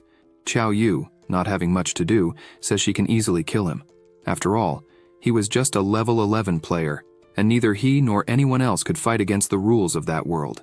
The Queen then raises her hand and says there is no need to fight against its rules. The Queen then sticks her hand into her chest. Qiao Yu, surprised by that, asks what the hell she is doing. The Queen then takes her own heart from inside her chest and tells Qiao Yu that they can use the rules of the other world, as he mentioned. She then shows the heart of the Queen of the Machine Realm. The system notifies that that heart is a living mechanical creation of rank S. The Queen then tosses the heart to Qiao Yu, asking him to take it, and that as long as he carries that heart with him, he will grow like another her. The Queen further explains that items can be taken by players. The Queen then says that once the heart grows, it will create a clone of her, allowing her to finally experience the outside world. Qiao Yu asks if she's not worried about leaving that with him. After all, she can't control Qiao Yu's actions outside of that world. The Queen then says she's not worried about that after scouring Qiao Yu's memories, she didn't find a single instance of him breaking a promise. And also, all she wants is to be able to see the outside world for herself. Qiao Yu is surprised by that after all. An NPC has gained consciousness and is now trying to escape from the world it created in order to flee to the outside world. The Queen then, still sitting on her throne, asks Qiao Yu if he has made a decision about what she asked.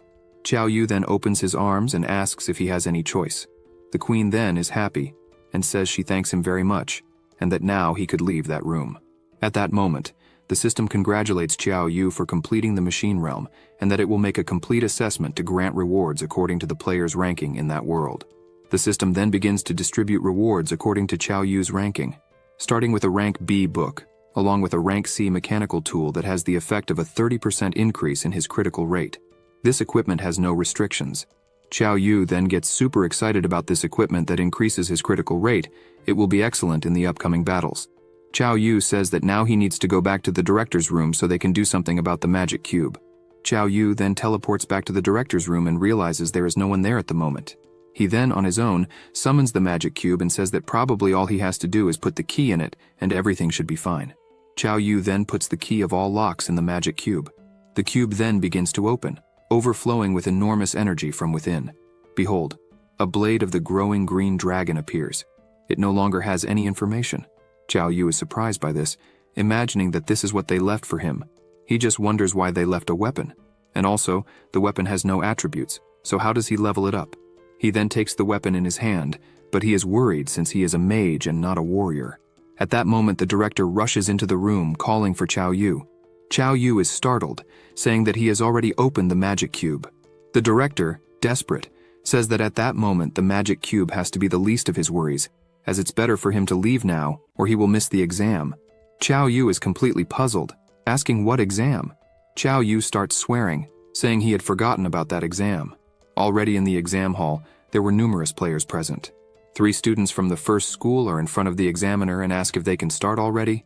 Xianggui then interrupts, asking them to wait a moment, as one person is still missing. The blue-haired student from the first school asks if that person is not from the 4th college. The other student says that all the students there are useless anyway, so what difference does it make if they take the exam or not? Xianggui then becomes furious, asking what he said. The blue-haired student then says that the first college has always had the highest selection rate in that exam, and also most of the previous top scorers were also from their school, and that even last year the player Long Xiang, also from their school, got the highest score in the fighter's exam. The blue-haired student asks if Xianggui understood what he said. After all, that year won't be any different, and the strongest player will still be from the first college. The other student also asks why the students from the 4th college would waste time taking that test. He recommends that everyone go home. The 3rd student from the first college then says that if that last person is so late for such an important event, then it means he is scared to participate. Hearing this makes Xianggui angry. Xianggui, infuriated, says that his brother Xiao Yu could take them all down with just one strike. The blue-haired guy then laughs and asks if he could really do that with just one punch.